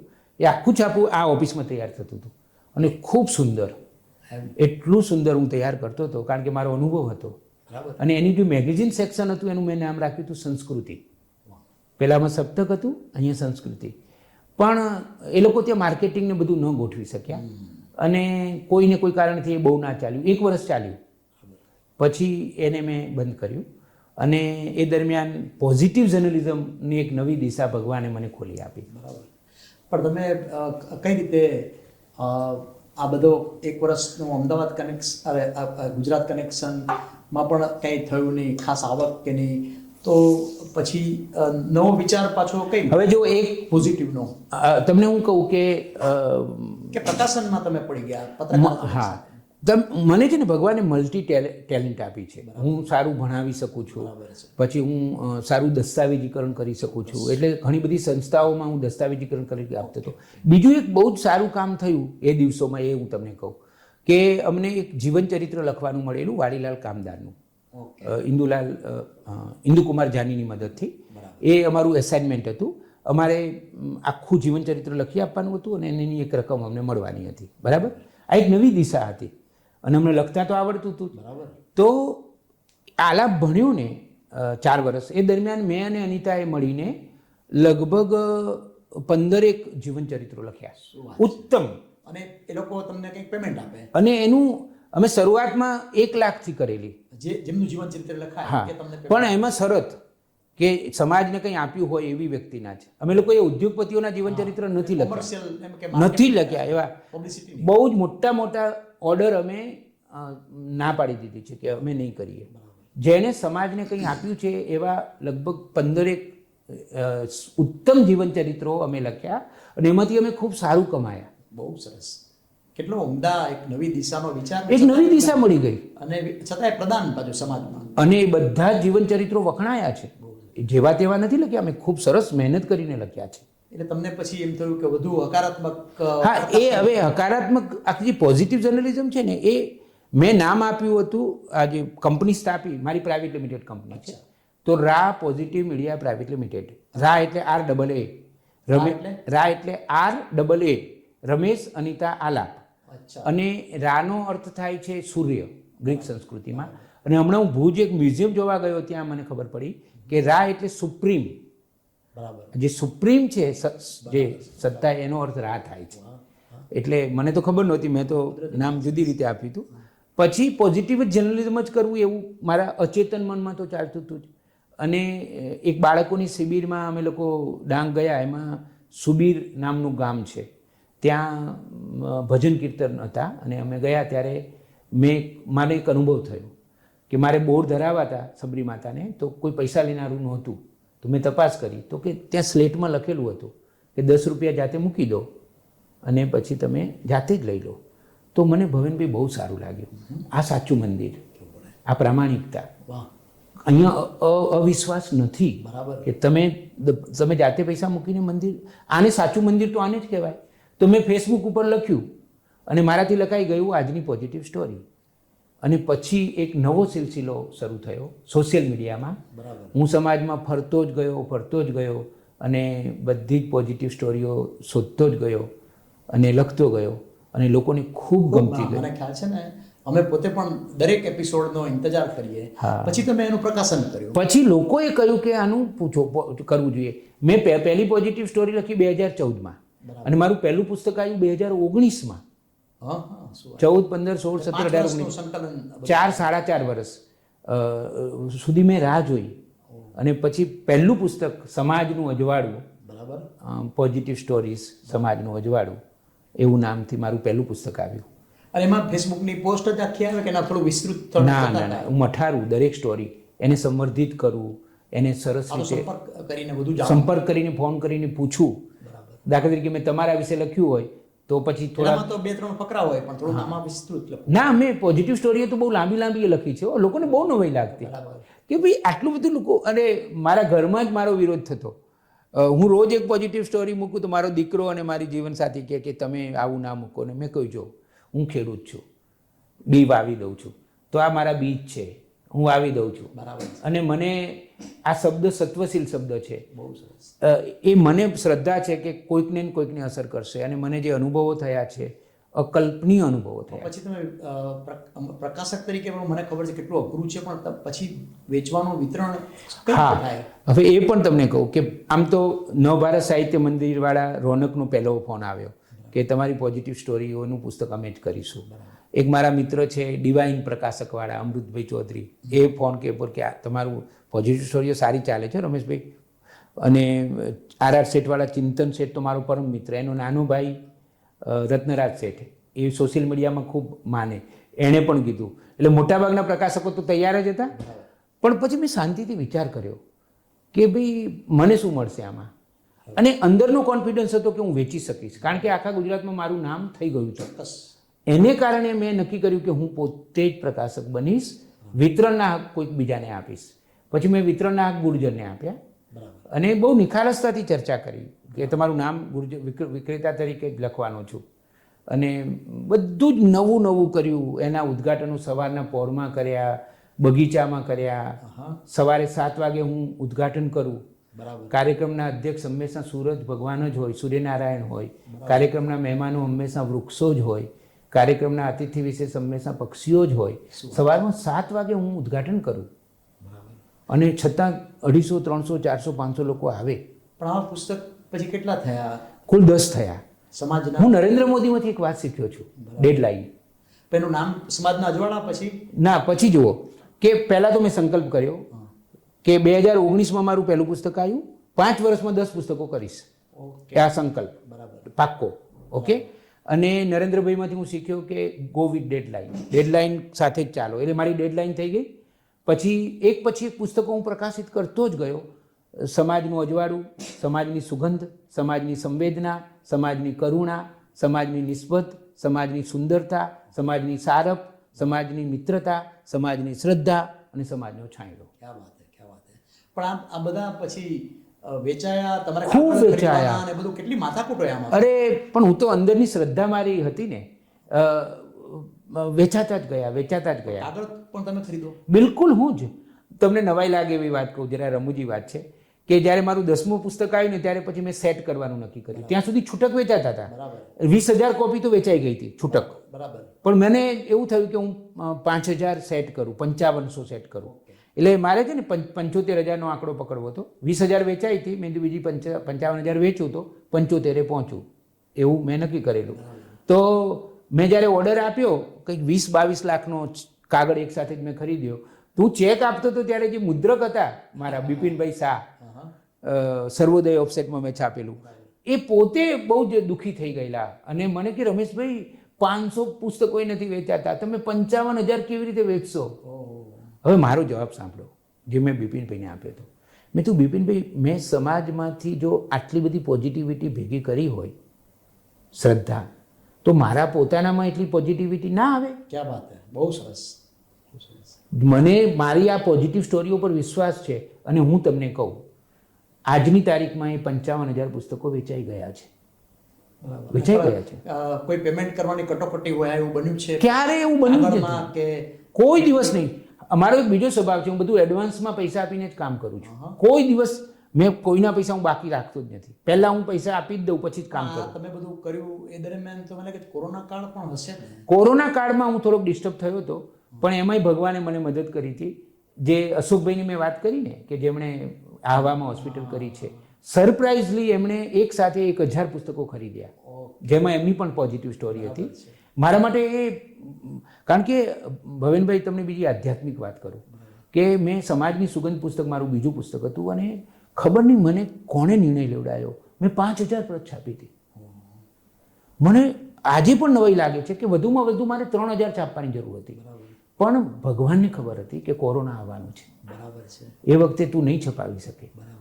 અને એ 5,000 પુસ્તકો વેચાઈ ગયા. અને મારો નબળો સમય નીકળી ગયો. પણ તમે હજુ એક એનાથી પણ એક ડગલું આગળ વધીને સમાજના જે અજવાળા છે એને પુસ્તકમાં તો સ્થાન આપ્યું જ, એટલી બધી સિરીઝ 10 પુસ્તકોની, પણ પછી તમે એને સ્ટેજ ઉપર પણ લાવ્યા પાછા.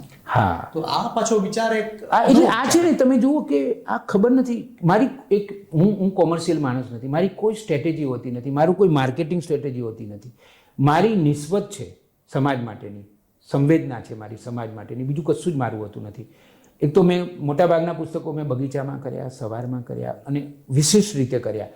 ભજન કીર્તનનો કાર્યક્રમ હોય ઉત્તમ, તમે વિચાર કરો કે સવારના ટાઈમે સરસ ભક્તિ ગીત ગવાતું હોય, નૃત્ય થતું હોય. બરાબર. અને સમાજ માટે જેણે સારું કામ કર્યું છે એવા બધા સમાજ નાયકો, એના માટે મેં એક શબ્દ આપ્યો છે, સમાજ નાયક, રિયલ હીરો ઓફ સોસાયટી. એ લોકોને તમે સ્ટેજ ઉપર બોલાવું. પછી હું શું કરું કે દાખલા તરીકે એક નવો આઈડિયા મને આવ્યો, સમાજની સુગંધ પુસ્તક મેં કર્યું, તો જેના વિશે મેં લખ્યું હોય એ લોકોને હું બોલાવું, એટલે ટૂંકમાં પરિચય આપું અને એમના હસ્તે જ લોકાર્પણ કરાવું. મારા પહેલા પુસ્તકનું ઉદ્ઘાટન મેં માણેક ચોકના એક શાકભાજીવાળા બેન છે, પૂંજીબેન વેડુ, એમના હસ્તે કરાવ્યું હતું. પછી બીજા પુસ્તકમાંથી મેં બદલી નાખ્યું, બધા જ સમાજ નાયકોના હસ્તે કર્યું. એટલે એક રીતે તમે જુઓ કે હું જે સમાજ માટે સારું કામ કરે છે, ભલું કામ કરે છે, એના વિશે પહેલાં સોશિયલ મીડિયામાં લખું છું, એના અને બધાના નામ સરનામા આપી દઉં. પહેલેથી જ મેં કર્યું છે.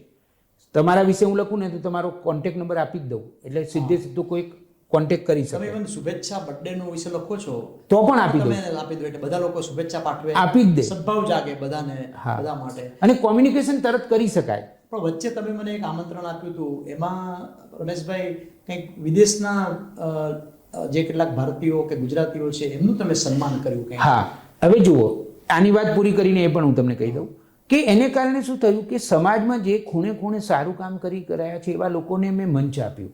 હું એમનો પરિચય આપું, એમને સ્ટેજ ઉપર બોલાવું અને એમના હસ્તે લોકાર્પણ કરાવું.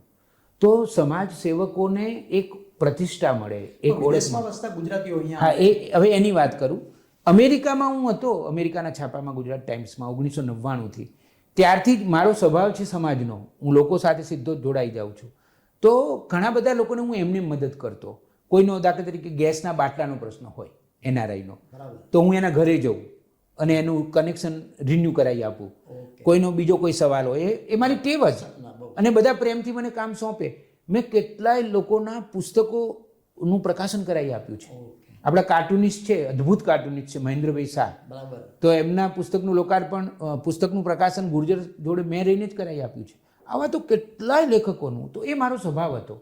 મને એક ખબર પડી કે દરિયાપાર જે કુલ NRI છે ને આખા વિશ્વમાં, લગભગ 2.5 કરોડ કે 3 કરોડ છે, એમાં 35% ગુજરાતીઓ છે. બરાબર.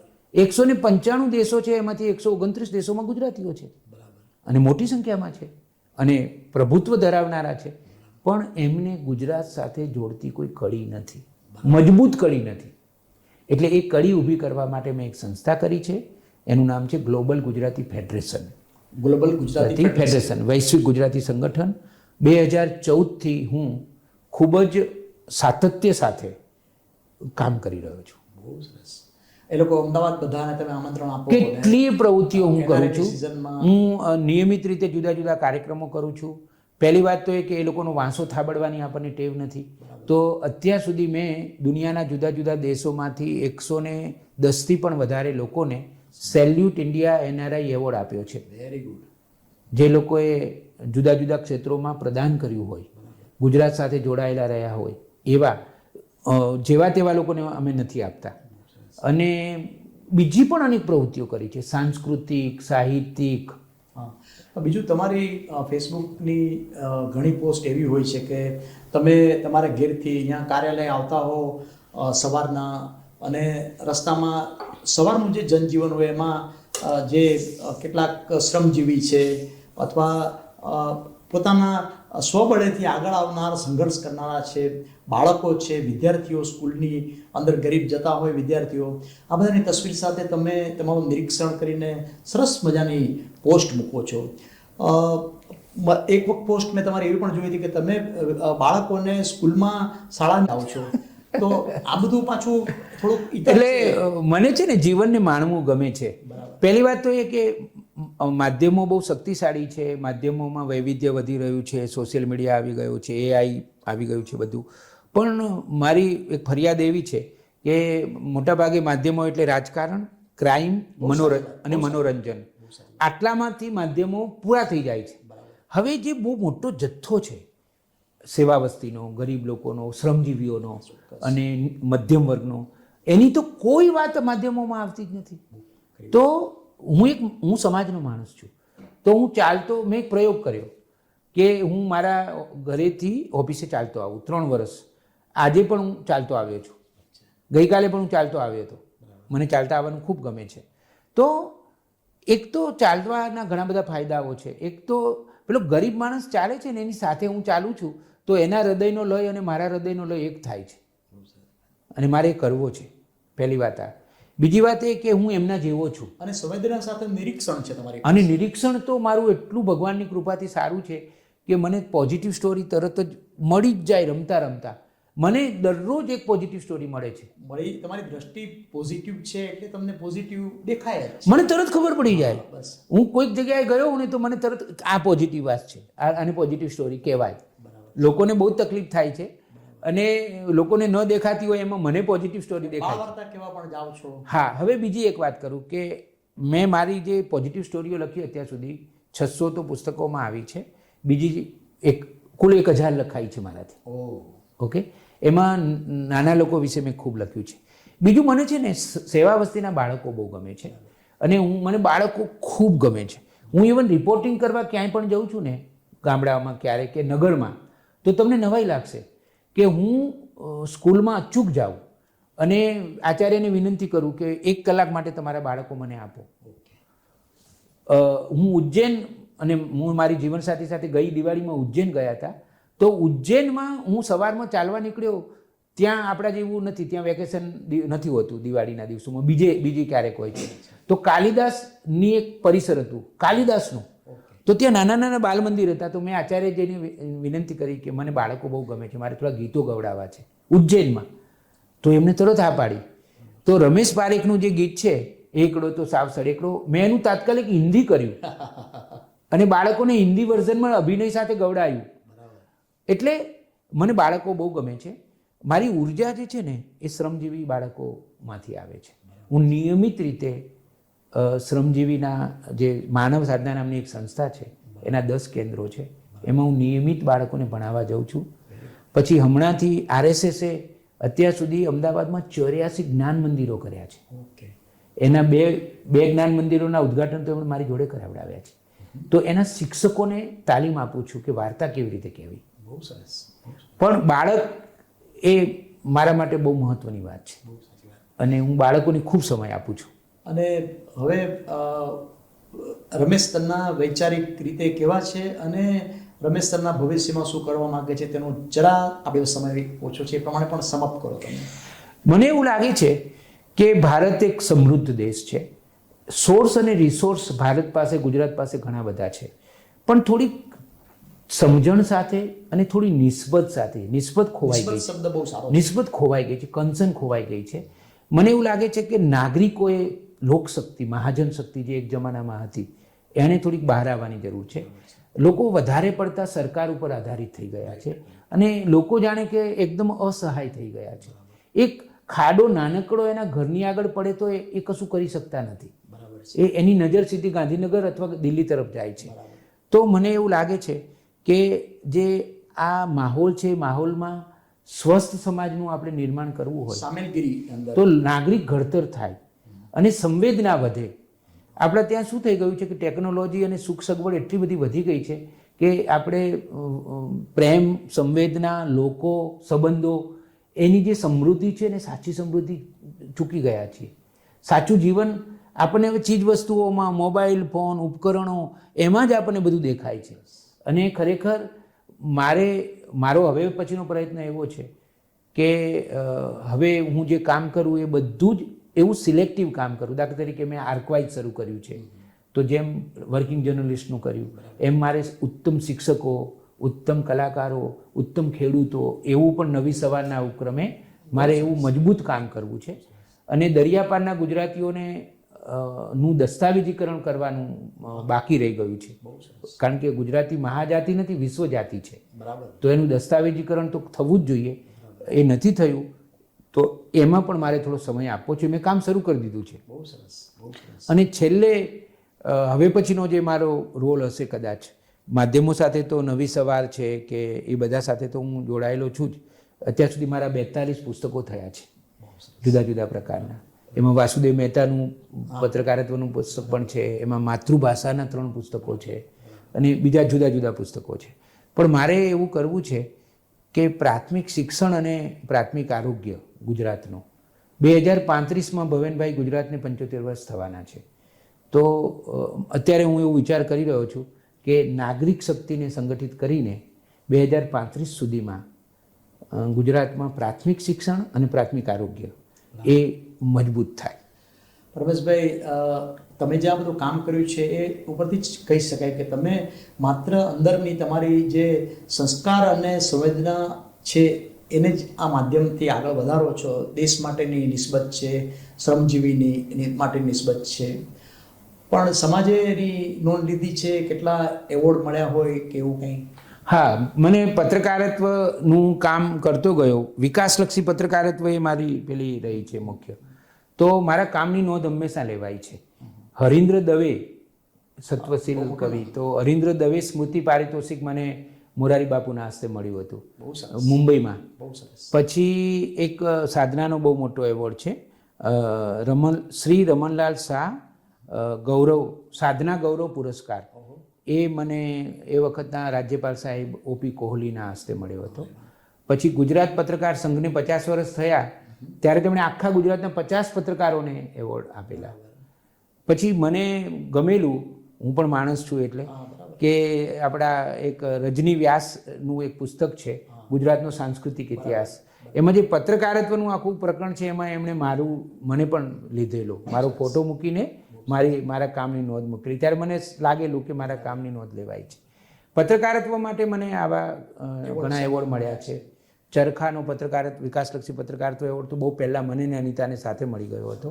કેળવણીમાં જે મારું પ્રદાન છે એના માટે મને સારસ્વત એવોર્ડ આપણા અત્યારના જે રાજ્યપાલ સાહેબ છે દેવવ્રત સાહેબના હસ્તે મને મળેલો. તો એવોર્ડ ઘણા મળ્યા છે.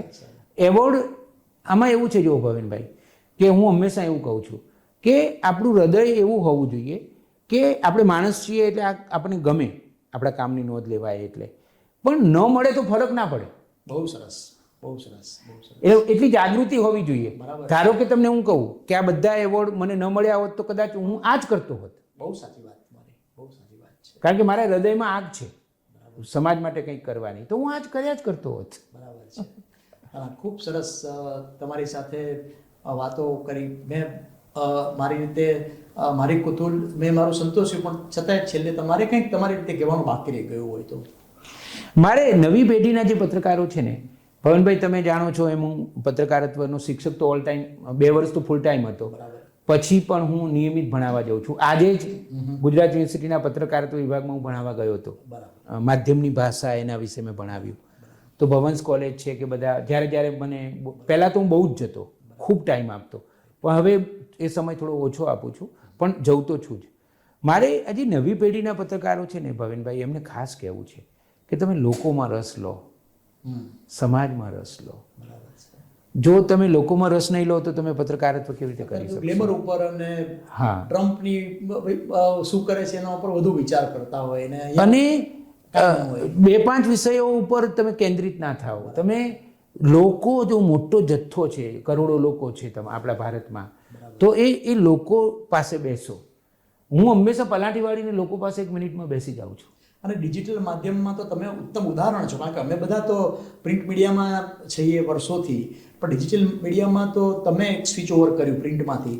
તો આ બધા નવી પેઢીના જે વિદ્યાર્થીઓ છે એની પાસે હાથમાં એક સ્માર્ટફોન છે, એ લોકો ધારે તો ક્રાંતિ લાવી શકે. બિલકુલ ક્રાંતિ લાવી શકે. અને મને ભવનભાઈ ઘણીવાર એવો વિચાર આવે કે 140 કરોડનો આપણો દેશ, અને 78 વર્ષ થઈ ગયા આપણી આઝાદીને. આવતીકાલે આપણે 79મો સ્વતંત્રતા દિવસ ઉજવવાના છીએ. તો હજી કેમ આટલા બધા લોકો રહી ગયા છે પાછળ. બરાબર. કેમ? આ તો ના ચાલે. બરાબર છે. કેવી રીતે ચાલે? આપણી પાસે સોર્સ અને રિસોર્સ પૂરતા છે. બહુ સાચી વાત. આપણા બજેટો જુઓ તમે ભારત સરકારના કેળવણીના, તો કેટલા તોતિંગ બજેટ છે. તો પૈસા છે અને કામ કેમ નથી થતું? બહુ સાચી. આ તો ના ચાલે. અને હું તો રડી પડું છું. તમને કહું ભવેનભાઈ, આજે પણ હું તમને કહું કે હું ગામમાં જાઉં છું ને તો મને જે ગામના લોકોની પરિસ્થિતિ જોઉં ને, આ ભણાવવા જાઉં ને ત્યારે પ્રસન્નતા સાથે ભણાવીને પાછો આવું. પણ મને હું એના માતા પિતાને જોતો આવું ને તો મને એમ થાય કે હજી કેટલી વાર.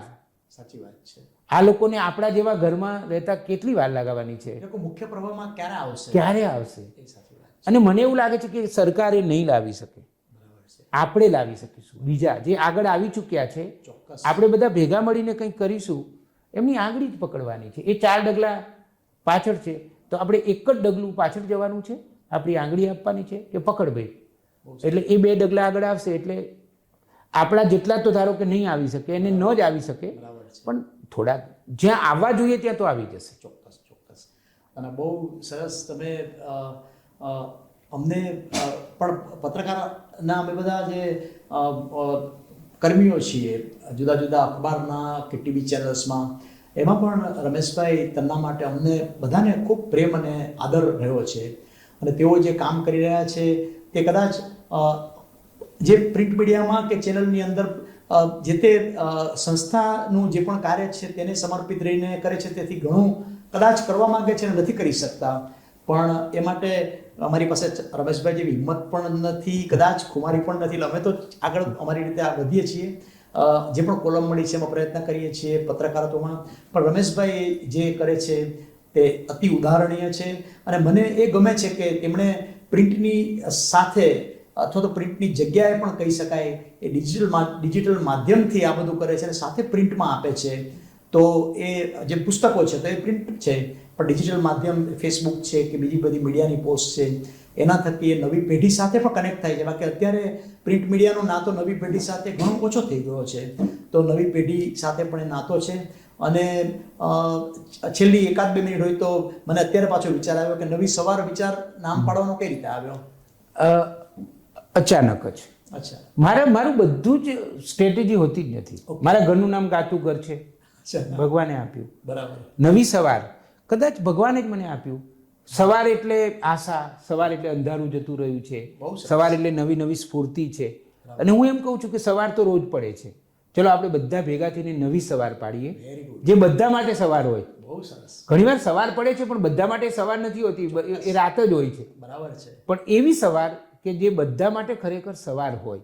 એટલે અને બીજું મને એવું મન થયું કે હવે નવો જમાનો છે તો આ બધી પોઝિટિવ સ્ટોરીઓ છે.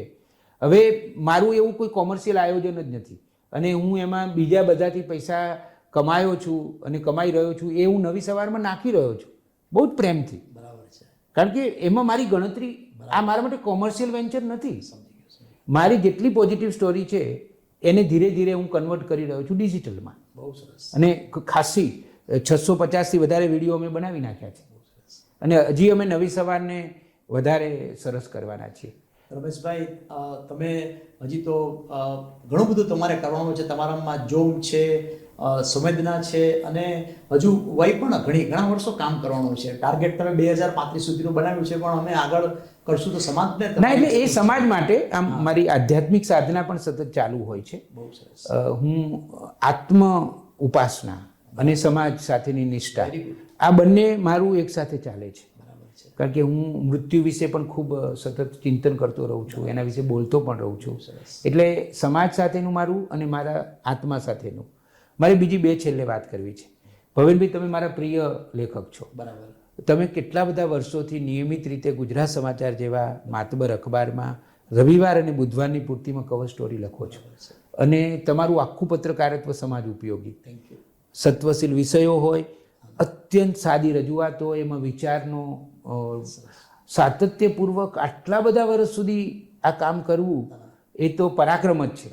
અને તમને યાદ હું કરાવું કે જ્યારે મને ગમ્યો હોય લેખ તો હું તમને ફોન કરીને મારો પ્રતિસાદ આપું કે મને આ લેખમાં બહુ જ મજા આવે. અને તમારો પુત્ર આલાપ પસંદ કરતો હોય તો પણ તમે મને કહો કે આલાપને આ બહુ ગમ્યું છે. એટલે મને તમે મારો ઇન્ટરવ્યુ કર્યો એ મારા માટે ગૌરવની વાત છે કે તમારા જેવો મુખ્ય પ્રવાહમાં જેણે આટલું મોટું કામ કર્યું છે, આટલા દિગ્ગજ કોલમ લેખક છે, પત્રકાર છે, તમે તો વર્કિંગ જર્નલિસ્ટ પણ છો, તો તમારા જેવી વ્યક્તિએ મારો ઇન્ટરવ્યૂ કર્યો, એ પરસ્પર છે. મને ના એ મારા માટે એક એવોર્ડ જેવી વાત છે. પણ મને પણ હું સાચું કહું તો એ જ ઉમળકા સાથે ઘણા બધા લોકો જુદી જુદી રીતે કંઈક આપણી વાત કરવા અંદર સાંકળવા માંગતા હોય, પણ ત્યારે મેં જ તમને સામેથી કહ્યું કે ના, મને તમારા માટે કંઈક ઇન્ટરવ્યૂ કરવાની તક મળે તો બહુ ગમશે. તો આપણે કદાચ આપણા બંનેની એક સંવેદના આપણને જોડી રહી છે એવું લાગે. કારણ કે જે સત્વશીલતા છે, સાત્વિકતા છે, શબ્દ સાથેની સાત્વિકતા એ તમારામાં પણ છે અને મારામાં પણ છે, એટલે કદાચ એ જોડાણ થયું છે. તો રમેશભાઈને પણ, રમેશ તન્નાને આપણે ખૂબ ખૂબ એમનું સ્વાસ્થ્ય સારું રહે, એમની સ્વસ્થતા, પ્રસન્નતા, સમાજ માટે એમને ઘણું બધું કાર્યરત રહે. અને હવે તો વિદેશ પ્રવાસે જવાના છે ત્યારે સીધા જ સંપર્કમાં આવશે. પહેલાં વિદેશમાં વસતા ગુજરાતીઓ અહીંયા આવતા, હવે તેઓ વિદેશમાં જે ગુજરાતીઓ વસે છે તેમની પાસે જાય છે, ત્યારે તો કેટલું બધું બહાર આવશે.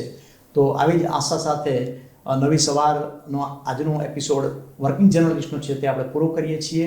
અને આર્કાઇવ્સમાં આ વિસ્તૃત મુલાકાત ખૂબ આગામી પેઢીના વિદ્યાર્થીઓ માટે, નાગરિકો માટે પણ મૂલ્યવાન બનશે તેવી મારી શ્રદ્ધા અને આશા.